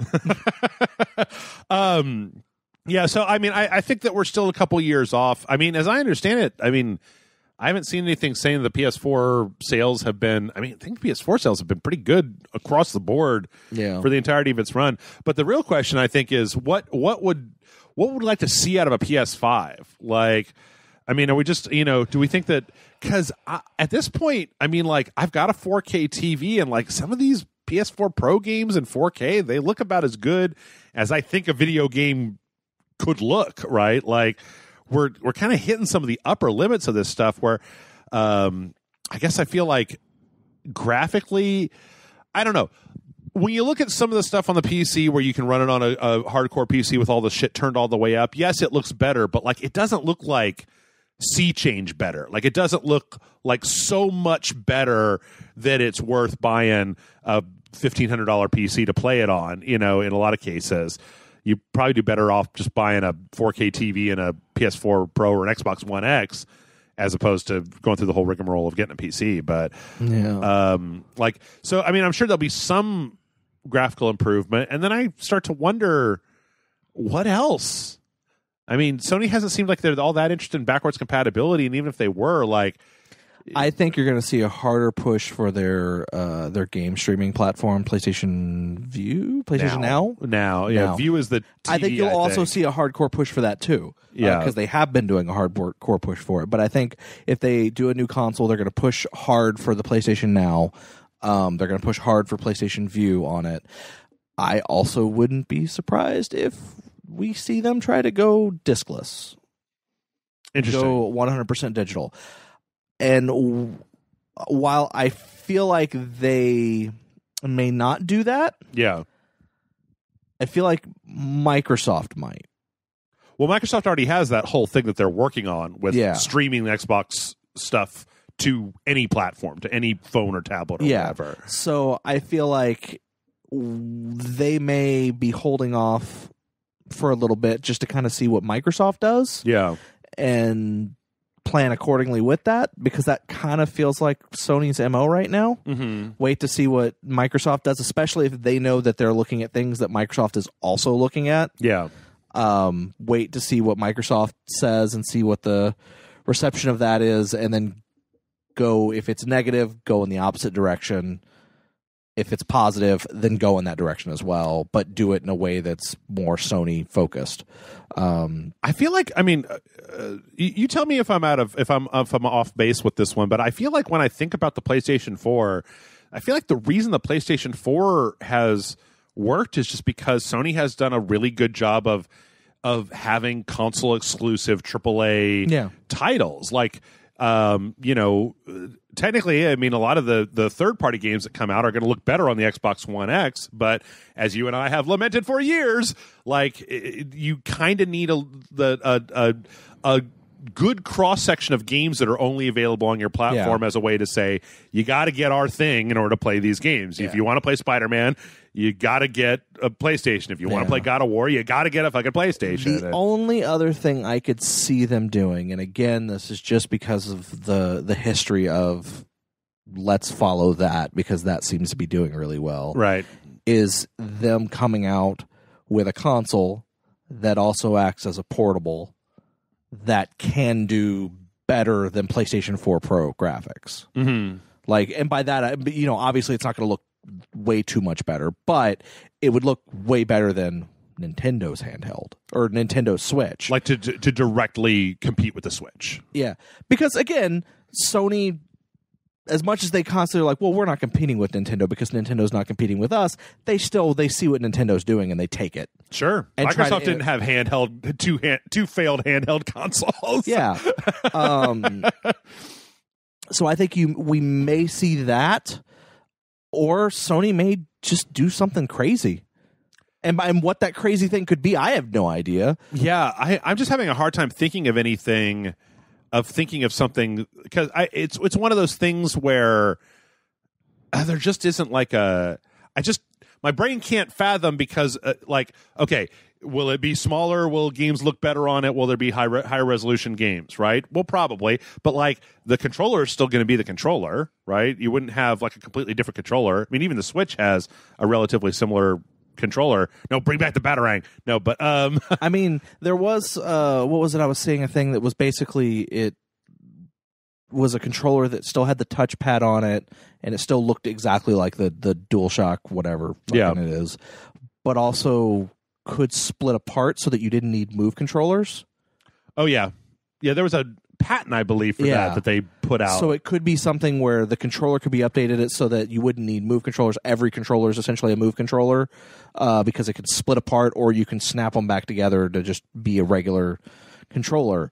That's something crazy they could do. Yeah. The only other thing I could think of is that they integrate the VR into it, but instead of doing a portable, instead of going, this is a portable, it's here's a console, VR's bundled with it. It's part of it. You don't need it. Right. You don't have to have it. Yeah. But it's there. It's kind of like a Switch, except that you can make it VR instead of a tablet. Yes. Yeah. I don't know. I don't know.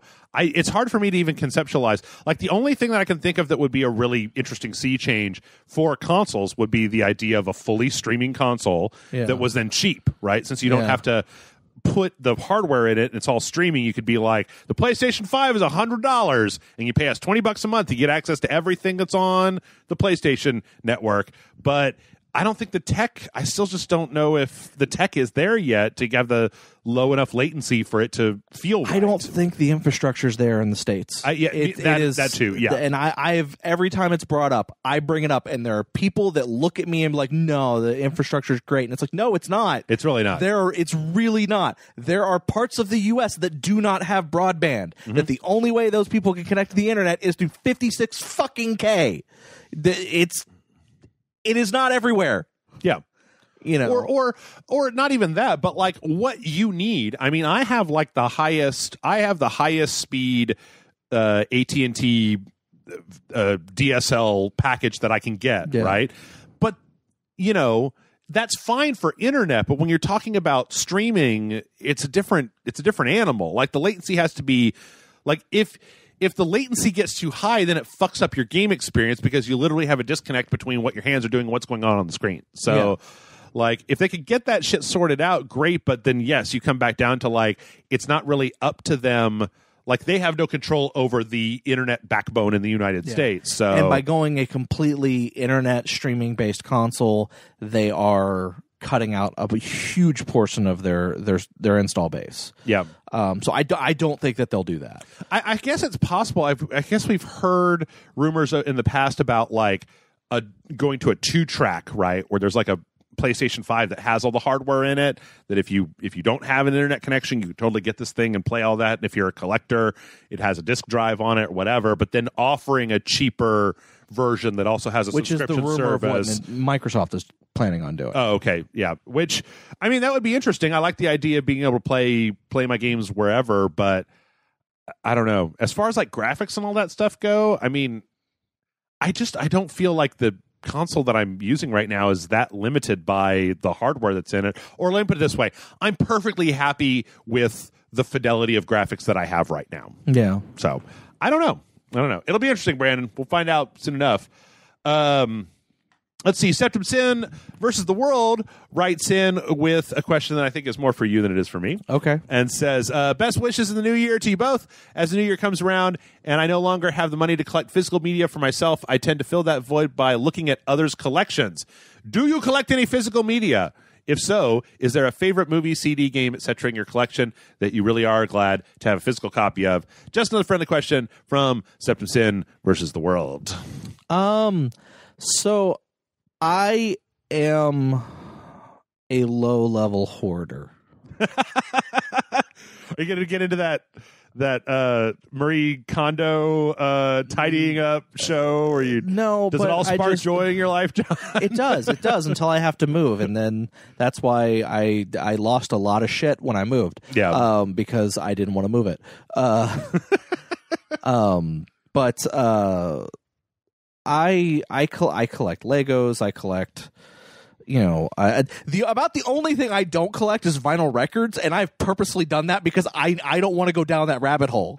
Because I'm such a like I said, I bought most of the Overwatch Legos. Mm-hmm. Like I don't have 3 sets. I follow you on Twitter. Yeah, I actually have all of my Overwatch Legos on my desk at work on the payload, protecting it. Good. So it's like I can look at it and feel calmed and be like, that's what it's supposed to feel like. So it's a completely fictional scenario that you've yes. Oh yeah, no, totally fictional. It's also totally unbalanced because it's Tracer, Soldier 76, McCree, Diva, and Reinhardt versus Widowmaker and Reaper. Oh shit. So it's totally unbalanced as well. Yeah. But yeah. So because they don't have very many of the other team, and I wanted a full. Oh, Blackwatch. Yeah. Like Genji and Moira. Yeah. I mean, they have Hanzo and Genji in one set, which I haven't bought yet. Okay. And then they also do have Mercy, Winston.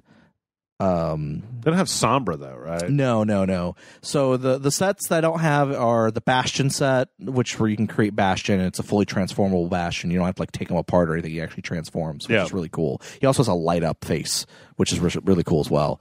And then there's a set which is Genji versus Hanzo, and there's also a Yakuza guy in it for some reason. Okay. Just so they could add another minifigure for no reason whatsoever. But it's on that set where their little fight in the dojo happens. Mm-hmm. Like that's what the in set the Hanamura, is. kind of room with the scroll and all that stuff. Yeah, it's that one. And then there's the big one, which is like this giant space shuttle that comes with Pharah, Mercy, Winston, and Reaper.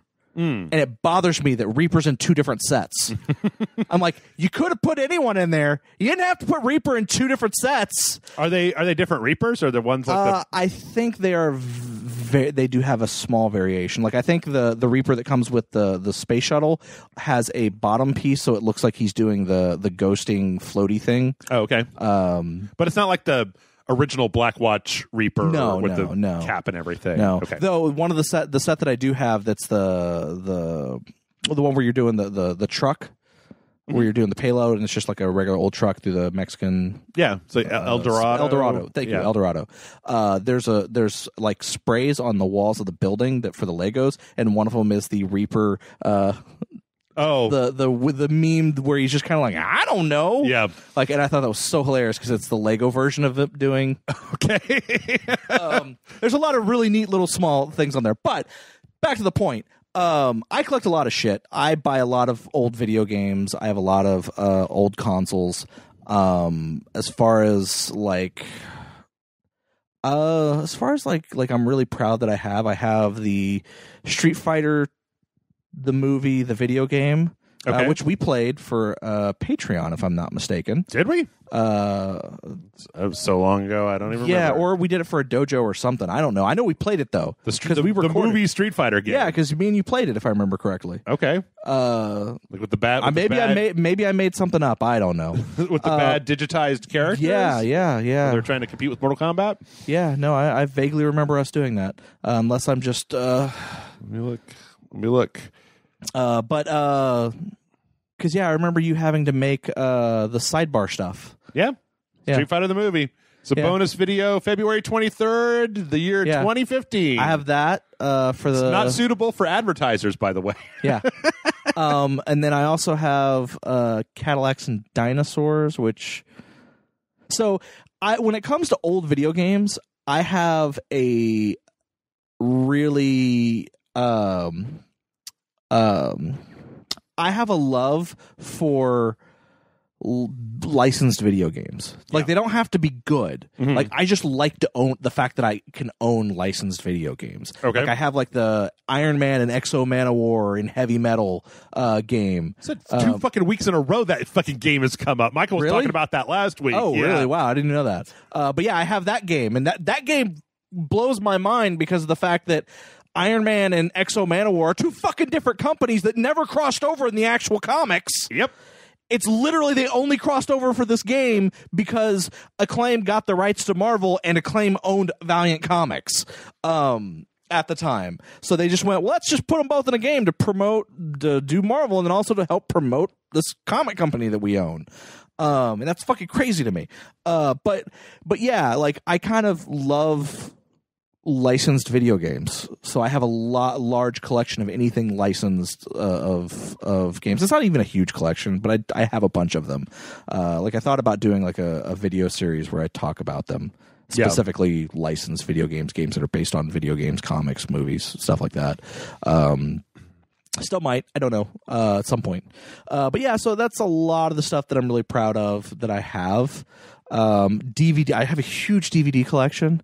Oh my god. Some of my proud to own there, like I don't even know. Like there's so much stuff like that I can't, like everything. I love the fact that I own everything. It's like any movie that I could want, I can go watch it. Like I have what pisses me off is like there's been movies that I know that I own and I can't find. Yeah. That I know that I must have loaned to someone. Like I wanted to watch Six String Samurai the other day. And don't know where the fuck my copy of that is. Luckily, it's on Amazon Prime. It just got put on Amazon Prime this month. Cool. But yeah, I have no idea where my fucking copy of that is, and it really bothers me. But I don't really have anything.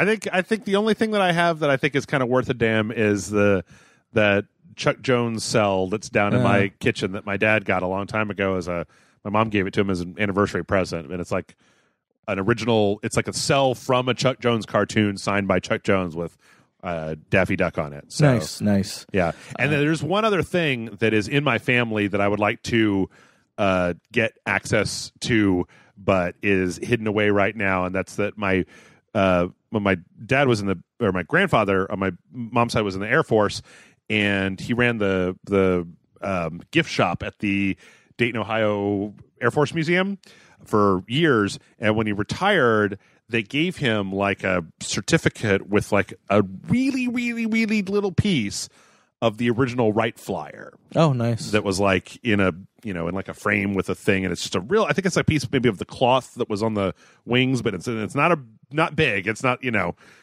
wouldn't know it, but like I think that shit is awesome, and that would be one of those things where like you could burn down this entire house, and all I'm going to take when I leave is my dog and that, because everything else in here is expendable. I can get another copy of Dark Souls, John. I can get another copy of Dark Souls. You have more than one. I have like 4, and I don't need all of them. I don't need any of them. I bought it digitally. Ha ha! Take that.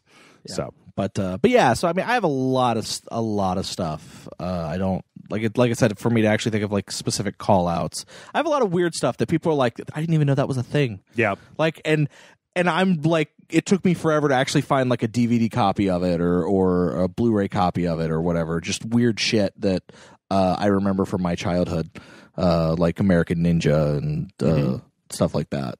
Cool. So. Well, let's take some Discord questions. Discord, what up, peeps? Yep. Dunsmore says, have you enjoyed the addition of the Discord to the Rage Select community thus far? Yes, I have. I have as well. I've had quite a lot of fun with them in there. Yep. Yeah, I even created a new noir detective protagonist series for a novella. Oh yeah, called Candle Dick. Candle Dick. Yeah, I saw. He solves that. crimes with candles. Yeah, there you go. Let's see. Lazy Krogan says, "What's your go-to Subway sandwich?" I don't like Subway. Oh no, because I got food poisoning the last 3 or 4 times I've gone there, so I've forever. I do the food poisoning once. I never go to that specific chain again. Right, like that specific store. Right. Food poisoning twice. I don't eat there for a couple of years at all. Okay. Food poisoning 3 times, never again. What was your go-to Subway sandwich when that gave you food poisoning? Was it like, can I get the seafood and crab with tuna and bacon, uncooked bacon on top? So I'm a very plain person, which is also kind of why if I'm getting food poisoning from very basic shit. Yeah.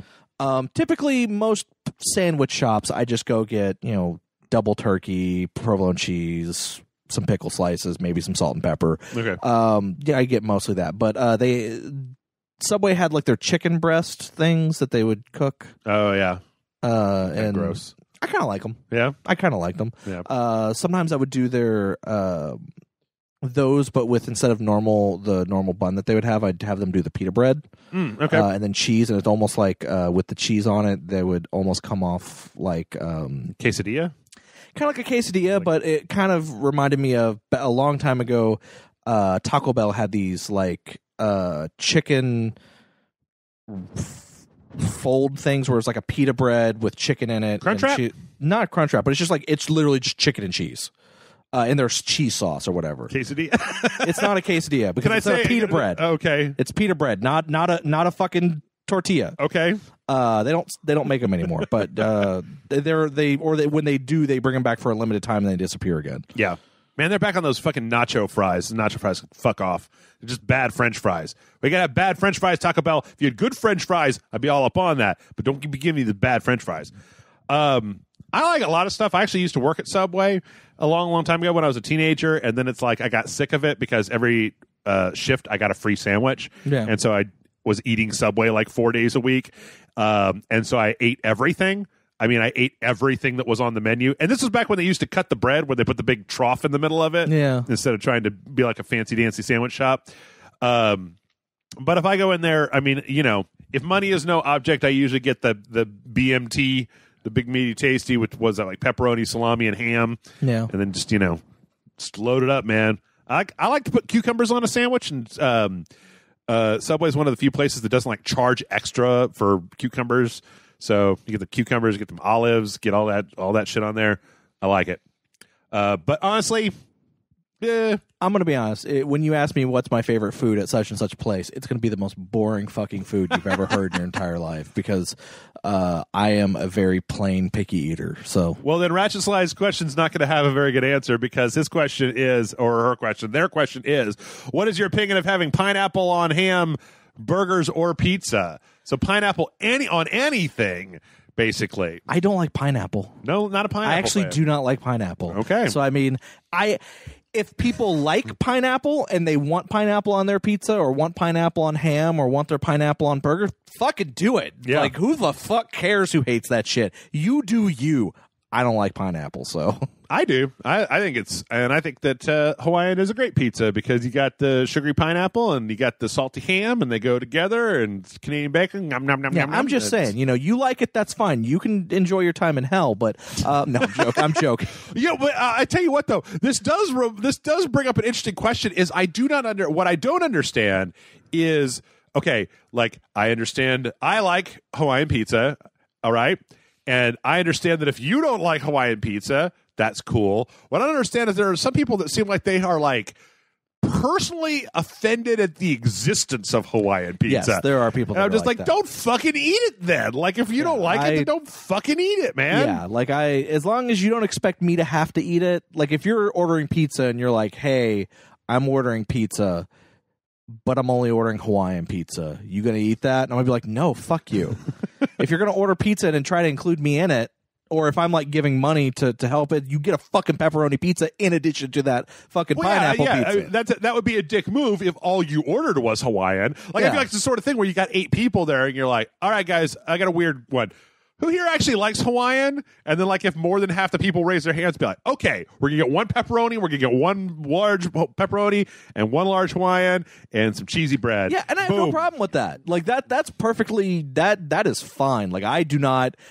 I eat some weird shit sometimes. Yeah. Like, I have my what I refer to as the John Special, which is, just it's fucking queso and tortillas and Burger King chicken fries. I know the John Special. And people look at me like I'm fucking crazy when I'm eating it. And whatever. I fucking love it though. Chicken and bread and queso. I know. Like, what the fuck is not to like about it? But it's a very special type of chicken. It's like it's a specific taste that you really can't get anywhere else. I've yet to be able to reproduce it anywhere else. Because it's not like you can just go order chicken from somewhere and then... Is Burger King still doing that 10 nuggets for $1 thing? Oh, I don't know. Do you know that Burger King was doing 10 nuggets for $1? Yeah, I mean, they probably are. But I don't like their nuggets, so the chicken fries have a spice to them that is crucial to the John Special experience. Okay.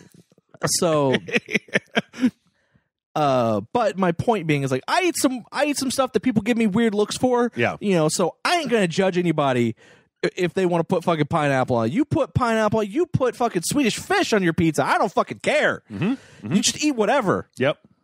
I have to say, the pizzas that I will not eat, like, you have to go far. You have to go way like, you have to be putting Swedish fish on a pizza to make me look twice. Because, I mean, anytime a pizza shows up, I'm just like, oh, fuck me.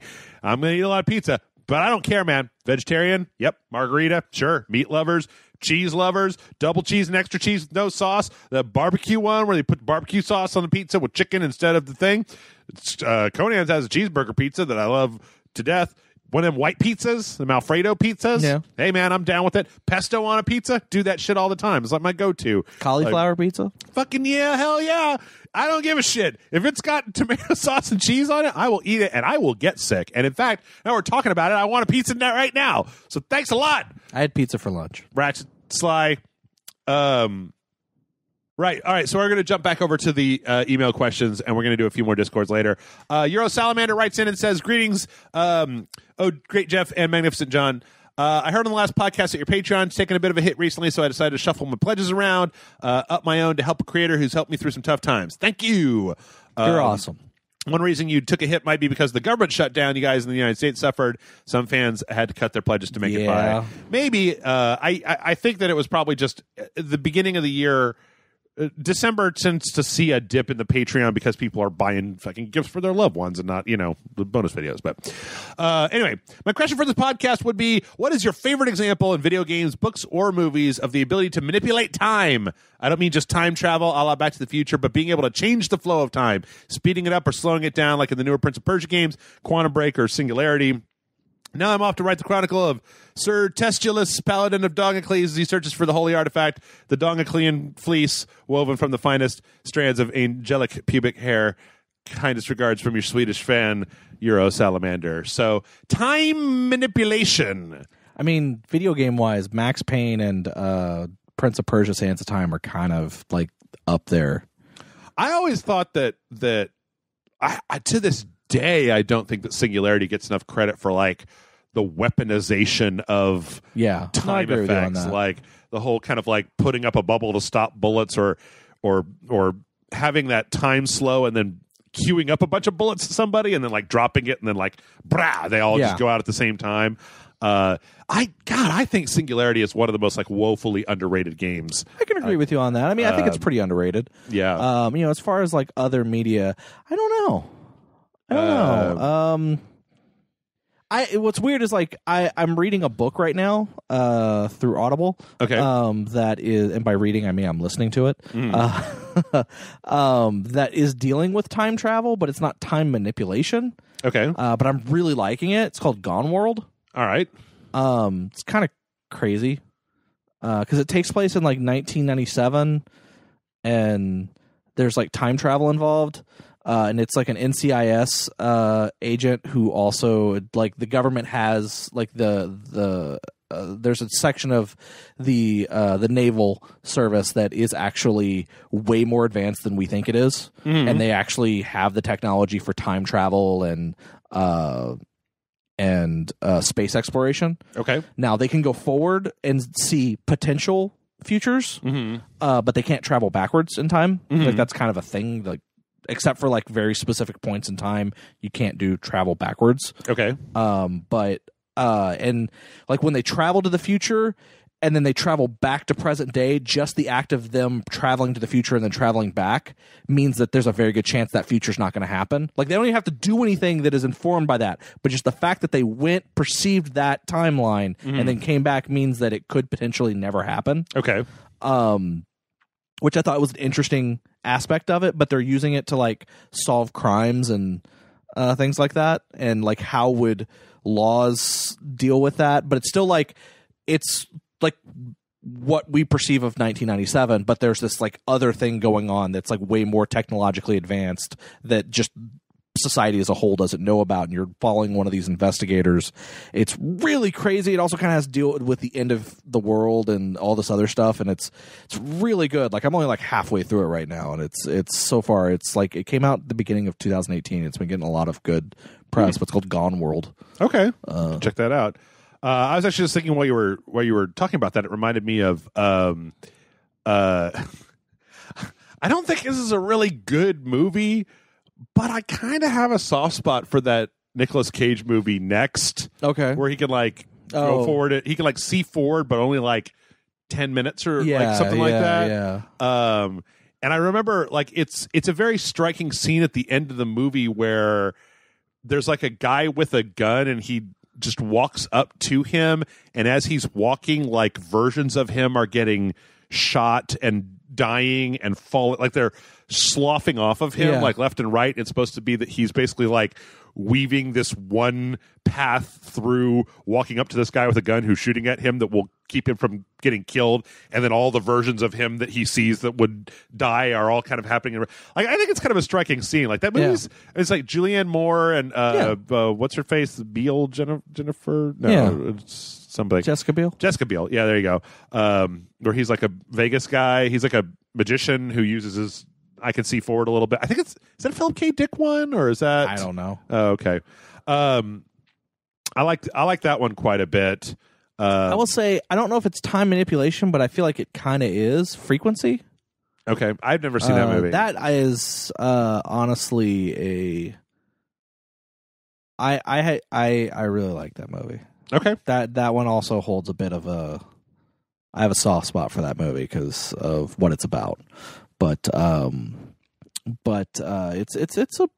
it's pretty good. But I mean, it's not really time travel because no one's really traveling through time. Yeah, but he is communicating, because the whole point of the movie is Jim Caviezel's talking with his dad, played by Dennis Quaid. His dad is in the past, right, and in the future, his dad is dead, and he's a cop, and he's like, because of a strange aurora borealis phenomenon going on, he's able to communicate with his dad through a transistor radio. Okay, and like, so he's telling his dad things, and it's changing time, as like the time is actually getting changed because of things he's telling his dad. I like the classic Ashton Kutcher movie, The Butterfly Effect. Yeah, but not as garbage. Because that one is time travel a little bit, because he's moving backwards in time. Yeah. Though to ridiculously stupid endings. Both endings I don't really care for. But my point being is that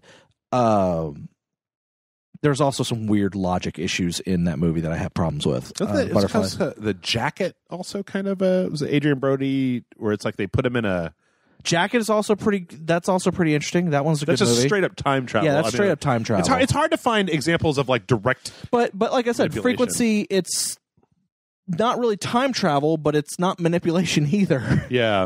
Like, I'm trying to think of, like, I think in movies you don't really see a lot of time manipulation outside of like Harry Potter And Harmony with her little time turner. Yeah. Well, as far as games go, I was looking up some lists, and I mean, like, we would be remiss if we didn't mention Braid. Yeah. Which, that's the whole point of the game is time manipulation. Yeah. Even Super Hot. Yeah. Super Hot's actually a really good example. Yeah. Man, Super Hot's a good game. Super Hot's one of the best VR games I've ever played in my entire life. Just something so visceral about it. All right, let's move on. We got one here from Everwen who says, hi, Jeff and John. There's rumor that Apple's next iPad is going to be a handheld gaming device. If that's the case, do you think it would have any success, considering that if you don't play on a console/PC, you just do it on your cell phone and or tablet? What incentive could Apple offer with a gaming iPod that would interest people? Just call it an iPad and just allow it to play games. Like, literally, that's all they need to do, because I don't think they need to convince anyone to buy the next new iPad, because I think that they would have I think they could make a case for basically putting a controller, like, that to me is one of the big separations between phone games and console games is the input method, and that phone and tablet games have usually like a dumbed down or I don't know, maybe it's different for you or for other people out there, but like whenever a phone game has like press your thumb on the left side, that's like a virtual analog stick, and I'm just like, ugh, boo. I feel like them releasing it and it also coming with a controller kind of defeats the purpose of what an iPad is. What if it had something built in? I don't trust them enough to do that. Well, see, with their own aesthetic. Yeah, everyone, I'm going to tell you right up front, I don't like Apple products. I think they're overpriced and overcomplicated, and I don't want to be part of their whole ecosystem. Like, I don't like their products very much. I haven't for a long time. Like, I don't have a problem with them, but not me. I really don't like them. Like, I don't like their computers, I don't like their phones, and I don't like their operating system very much. And I know there are people that are totally bought into that. I hate how separate it is. I hate how the Apple ecosystem seems like it's wholly separate from like everything else. I don't know. It's just me. But yeah, I can understand that, and I can say that with the newer versions of the iPad 2 and then the iPad 2 Air, they definitely did some things that, because I've had both, that actually were stuff that I wanted or needed for stuff that I was doing at the time, podcasting and things like that made my job super fucking easy. Though now, this time around, starting another podcast, I've kind of made the need for my tablet obsolete with the equipment that I've bought to start this. So, so that's, I don't even know if I would use my tablet for podcasting. Okay. Because that was how I would go. I'd go to conventions and I just record on my tablet. Like, literally, it has a microphone that's perfectly fine. I had software that will record, and just sit there and record. And like there's some third-party apps that are really good for recording podcasts on an Apple product, whether it's an iPhone or an iPad. And I thought it worked really well and was great. And they even had good ways of getting that data off of your iPad to a computer without having to actually sync your iPad with your computer. I thought that was all great. But now I have an actual mixer that is portable and battery powered, and I can take anywhere with me. So there you go. Yeah, I don't know. I also feel, though, that everyone, that this isn't the first time that I've heard Apple's going to be getting into gaming. And I've heard that, yeah. It hasn't ever actually happened.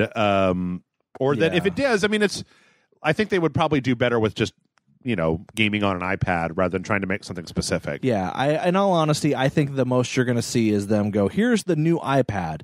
It does this, this, and this, which is better than your old iPad. Also, we've put better graphics cards, compatibility in it so that it can play better looking games, and developers can make better looking games for your iPad. But it's still a fucking iPad. You know what? I think you might see what the kind of the biggest. Well, okay, actually, there's two things. One, it's actually, it might be more feasible now than it was before because of Fortnite. Because of the ability to play Fortnite portably. But I could see Apple offering a first-party controller, Bluetooth controller, where you can set the iPad up as a screen and then play on it with a controller. I think that would be a good first step. I don't know if they're ready to go all the way into because the problem is that, I mean, like, you know, for years we saw the cell phone market try to make a phone that was also like a game handheld, and they just didn't. Yeah, the Taco. Oh, N-Gage. The N-Gage, yeah. And hold it like a taco. What was the Sony one that was like the Xperia or whatever that turned into the PSP Go, where you could slide it up and it had the stuff? The problem I feel like is just that nobody's managed to make something. I don't know. It would be cool if my cell phone could also be a portable gaming, like a real portable gaming device, but then, you know, who makes the best portable game stuff is fucking Nintendo, and I already have a portable game console from Nintendo. It's called the Switch. So, yeah. Let's see what our time's looking like here. We got a little bit of time left. Let's answer some more of these Discord questions, John. Okay. Dr. Frosty he's taunting me, John. Oh shit. His question is there anything that you, Jeff, like about Kingdom Hearts? The answer is I think it's very colorful, and I like the way that the Disney characters are there. And that every time that it's not Disney characters, I then stop being interested in the game. I don't know. What's your history been with Kingdom Hearts, John? I played the first one. Okay. Like it? Thumbs up, thumbs down? Yeah, I liked it. Yeah. I played Kingdom Hearts 2. I didn't play the DS games or the Game Boy Advance games that had come out at the time. Right. Whatever those games were fucking called. I played the beginning of Kingdom Hearts 2. Literally when I got, what was it, like 2.5 hours in and it did the title card, I was like, fuck this game, and turned it off and walked off. Okay. Like walked away from it and never looked back. Because I was just literally like, this is only now the title card. This has been boring as fuck. Fuck you. Yeah. And then just kind of walked away from it. I get it. Like I actually do get why some people like it. It's a combination of things. Like it's not just one thing. This one thing is the reason that's going to open your mind and make you go, "Oh, I get it now," and I like it too. Sure. It's never going to happen. But it's a combination of things that is why people like it. One, it's Disney. That's the Disney characters. That's why in Kingdom Hearts 3 you see more Disney characters than Final Fantasy characters, because people care more about the Disney characters than Final Fantasy characters. Because you remember, first game, it's, you know, Cloud and Sephiroth are right there with Mickey and Donald and everything. It's they're locked in every fucking scene in the game. You're fighting with Final Fantasy characters and Disney characters throughout the most of the game. The second one, a little bit less so with the Final Fantasy characters. They're still there, but not as much. I don't remember them being that much in the first one. I remember them mostly being like in the arena. But like I don't remember seeing Sephiroth in like Never Never Land or the Alice in Wonderland. Well, I mean, Sephiroth was not but like one of your party, so I mean that was kind of I say that just to kind of, he was in the game. Yeah. I'm not saying that he specifically was, but I'm saying like those characters. Sure. You know, and also no offense to Final Fantasy, but their characters are not as memorable as Disney's cartoon characters. And that's not an insult. That's just the power of fucking Disney. But you also got to remember that there's also a little bit of nostalgia that's in play with this, because for a lot of people who are now adults, their first game console was a PlayStation 2. They weren't old enough to buy their own games. Sure.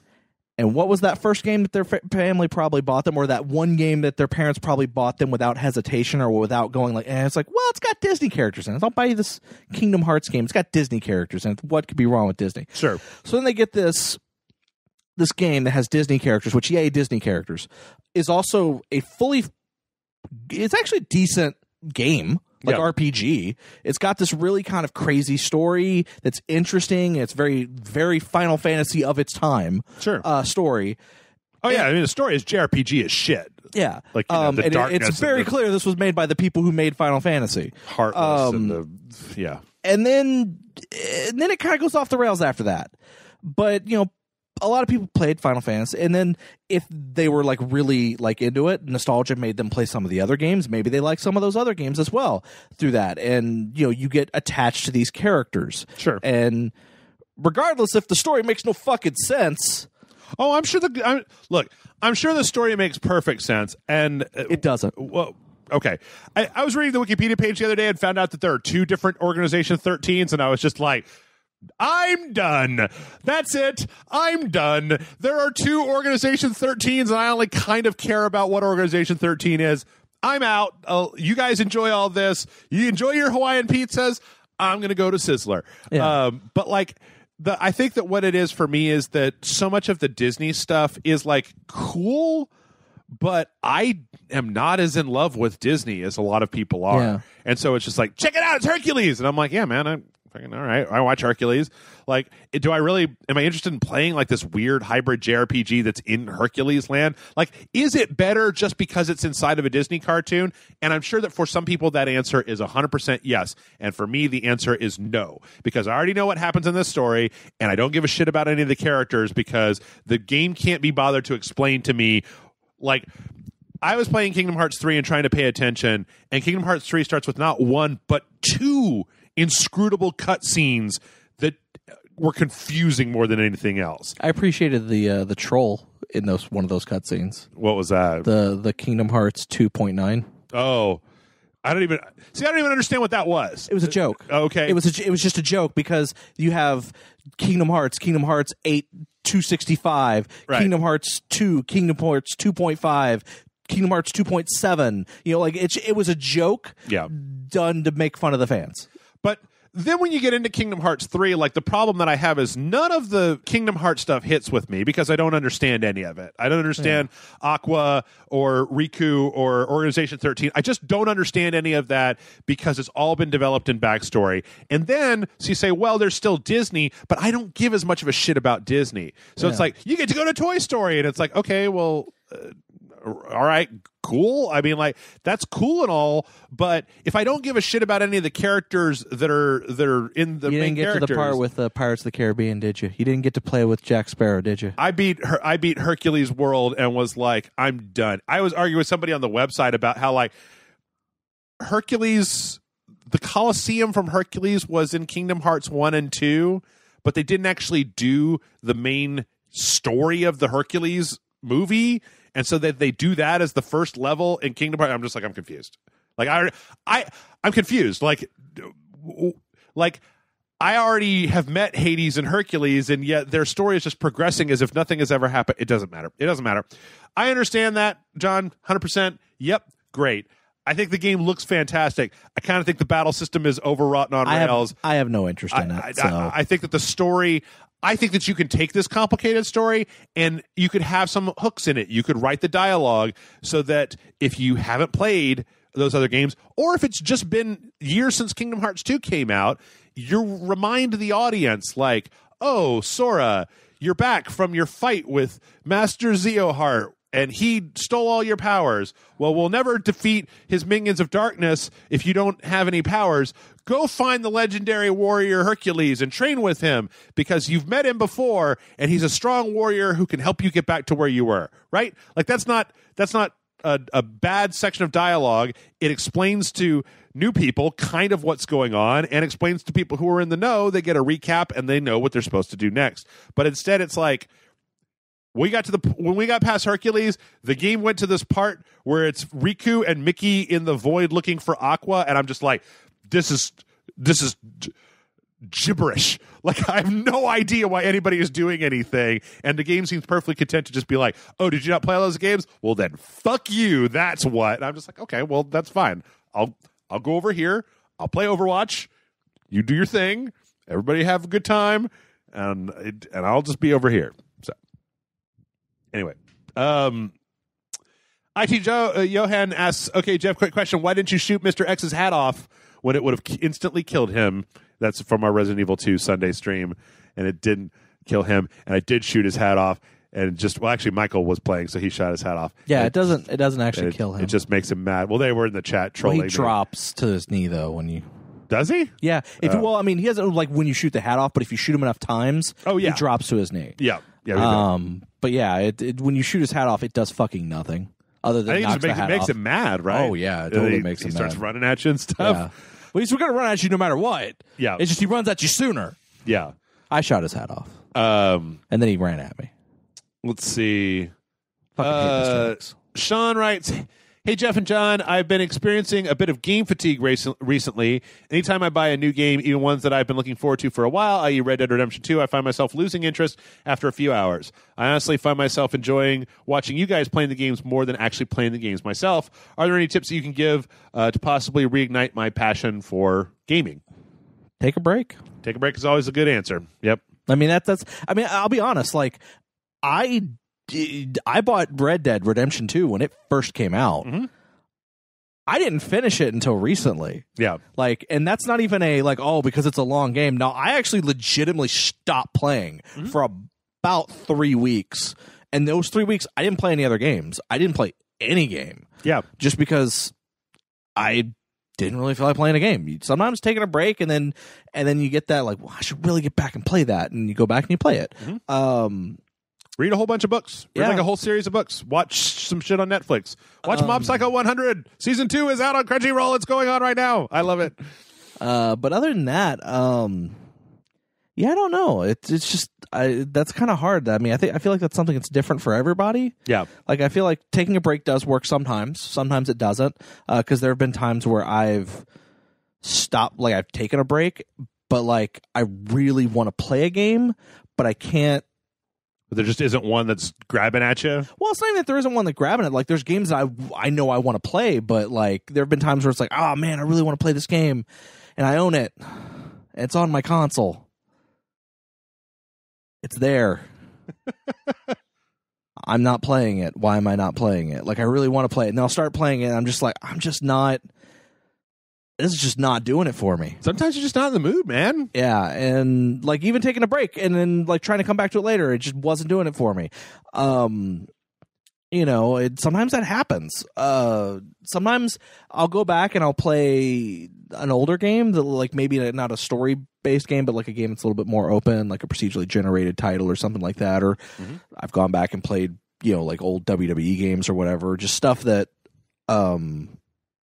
that I know that I love from video games, and that's kind of helped. Like, I just play something mindless for a little bit, and then once I get sick and tired of the mindlessness of it, then I want to play something story driven. So I go back to the story driven stuff. Or, I mean, you know, it's one of the things that I find really invigorating is every so often I will slip back into, I'll put in a game that's like an 8 to 10 hour game that I played before that was really good that I haven't played in a while. Yeah. Like every so often, John, BioShock will find its way back into my console, and I'll just be like, I'm just going to load up BioShock and play it for 10 minutes, and then 12 hours later, I'm at the fucking end of BioShock. I'll do that with Alan Wake. I've done that with. I go back and play like Batman Arkham Asylum. Like that's a good timeless game that I feel like I'm going to do that with Spider-Man. Yeah. Like, I kind of feel like Spider-Man may be this generation's version of that game for me. A game where you just go, I'm going to just go play this again. Yeah, I'm just going to play this for no fucking reason. Yeah. Because I haven't really had one of those this console generation yet. Also, Into the Breach. Like, I'll just go play Into the Breach for hours on end. Again, that goes back to my procedurally generated. Yeah. Kind of just go back and play something that's not. Yes, there's a story there, but it's totally repetitive and also in a good way. I always remember, Sean, that it's nice to have a succinct game. Like, I liked the fact. I mean, it did take me like. What did it take me? It was like 9 to 12 hours to beat Resident Evil 2. Both sides, both the Leon A and Claire B, and I played Claire B on easy, but it was really nice because there are a lot of games like, I understand, man, you get tired of Red Dead. You can start up, like, just knowing when you start Red Dead that Red Dead's going to be like a 30 or 40 hour experience can be exhausting all on its own, because you don't want to start committing and then be like, shit, I got to play this in 6 hour increments or else it's not going to be doing anything. You know, playing 2 hours of Red Dead can feel almost like not doing anything.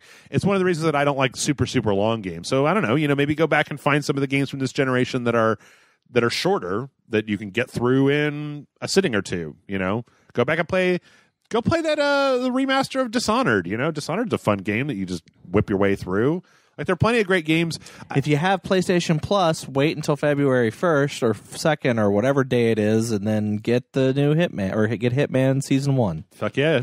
There's a lot to do. There's a lot to do in that Hitman game, I heard. Somebody said that Hitman game is pretty good, John. So I've heard that. I heard someone who is putting content on the Patreon may have actually done full playthroughs. What? Like, they just finished Hitman 1 and now they're getting ready to start playing Hitman 2? Yeah. That's weird. They may have also played Hitman 1 completely all the way through on regular. No, that's not. No, that never happened. That never happened? No, it never happened. Oh, are you sure? Because I'm pretty sure Amanda created a playlist at some point that was just literally every time you played Hitman. I don't know what you're talking about, John. That's a weird thing. Anyway, yeah, I would say go back and find a shorter game that you can play through. That is fun. You know, like I always find I know when I like a game. It happened with RE2. Because Matt and I were going to record Kingdom Hearts 3, and I was totally going to play some of Kingdom Hearts 3, but then I just ended up like tearing ass through all of Claire's storyline on easy, and I was just like, I didn't stop. I didn't pee. I didn't take out my dog. I didn't smoke. I was just sitting here for like 3 hours, just like Resident Evil 2, Resident Evil 2, Resident Evil 2, and I was like, oh right, this is what playing a good game feels like. Is you're just like, yes, I'm into this. Whereas like Red Dead was more work up front. I mean, I think it had a good payoff, but there were times when Red Dead felt like work as opposed to just like, yeah, shooting zombies, woo! So yeah. So I don't know. Maybe go find it. Yeah, go find a game. And you know what else is? I can never. I'm sorry, just briefly before we move on. I never have been able to understand why people who really like a particular game only play it like one time, right? Like, boy, there's a lot of fun to be had when you know a game is good about going back and just being like, I'm gonna fucking play this game. Like, I'm just gonna go back and roll up. Like, I've been wanting to go back and play RE4 for a while because Resident Evil 4 is a really good game and like it holds up and there's totally an HD version of it. So I don't know. Go get one of those. Go find one of those. One more question. This one comes in from Aaron. Aaron says, Dear Rage Knots, I'm a big fan of crossover games, so the Super Smash Bros. Franchise has always been a personal favorite of mine, but it got me thinking, if we lived in an alternate world where Nintendo never decided to make a big crossover fighting game between all their characters, what other company would you like to have seen stumble upon this idea? My vote goes for Sega, so we could see Kiryu Kazama go up against the Persona Kids and Bayonetta on Super Monkey Ball stage. I would have said Konami, so we could see Snake fighting the Belmonts in a Silent Hill setting, but then I remembered, oh, right, it's Konami. Thanks for all the podcasts. Always look forward to them. Your low patron, Aaron. Would Sony's All-Stars have become the next big thing? I don't think so. Yeah. Sony's had a mascot problem for a long time where it's like, listen, guys, you don't have one. Like, and don't say Kratos. Kratos isn't the PlayStation mascot. I think we're past mascots at this point. I feel like the PlayStation 3 mascot was Nathan Drake. Yeah, sort of. I could see that.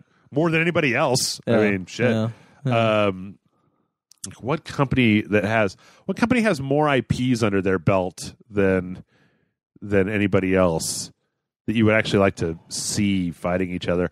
Oh, well, okay. I mean, it's kind of already a thing, Aaron, but like, you know, if Square took Dissidia, but then they like opened that up to all of the franchises that they have under them, so like the Einhander ship and the Bouncer and like, you know, just everything that Square Enix has had, or I guess probably just be that could be fun. Yeah, has had over the years. I mean, like, it would give you a roster, right? Yeah, because like Final Fantasy Dissidia only takes like one character from each Final Fantasy games, and that roster's already still pretty huge.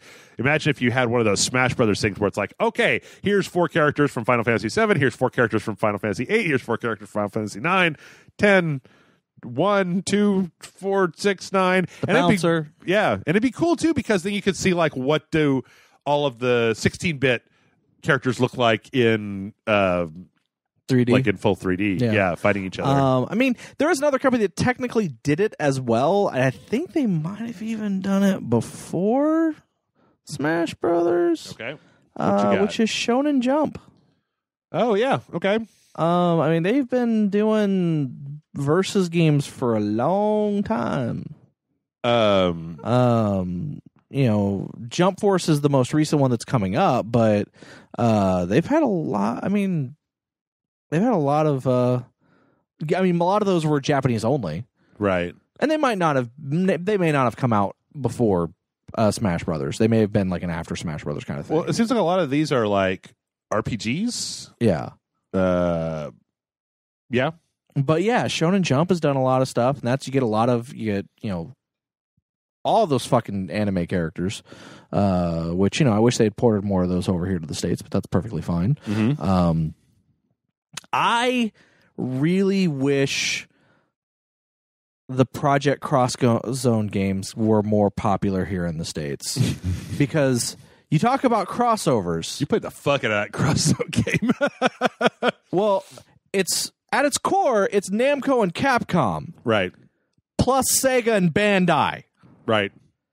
It's a huge fucking roster. Yep, I agree. Like and yes, it's a tactical RPG, and those are my bread and butter.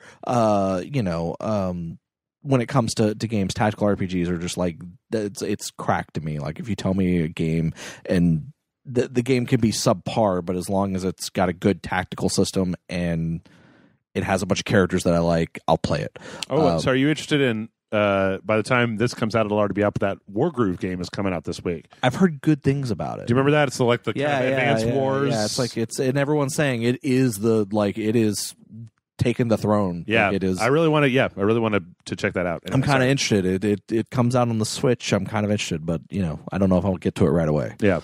But yeah. So I mean, just all of that. Just give me more of that kind of thing. I think it'd be crazy. I wish those had taken off better. Capcom's got a really good roster, I feel like, just on its own. I was just looking at I was thinking, like, if you took the Marvel versus Capcom, but then took out all of the Marvel characters. I mean, like, I always like the Capcom side between, like, Arthur, Mega Man. All the Street Fighter characters. All Street Fighter, Phoenix Wright. All the Resident Evil characters. Resident Evil, yeah, like...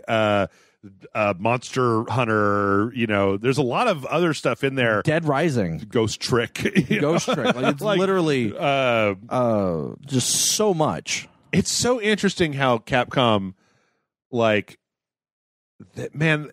2 years ago I was just like fuck Capcom, and now I'm just like, I don't know, man. Capcom's been doing pretty good between Monster Hunter and Resident Evil, and I think that Street Fighter V is kind of garbage, but I mean, that's just me, because I don't really like Street Fighter all that much. But they've been kind of doing right by the rest of them. I mean, Devil May Cry 5 is coming out pretty soon, and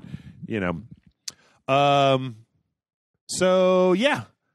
Do you got anything else? I think we're going to wrap it up. No, I think that's it. Kind of out of steam. So thanks, everybody, for listening. Thanks so much. You should check John out over on Geek Bombast, right, John? Yes, you can find us on iTunes, YouTube, which Jeff gave us a nice little link of bit.ly/Geek Bombast to get directly to our YouTube page. Subscribe to it if you can, because if I can get enough subscribers, a.k.a. 100 subscribers, I can actually change the fucking YouTube URL. There you go.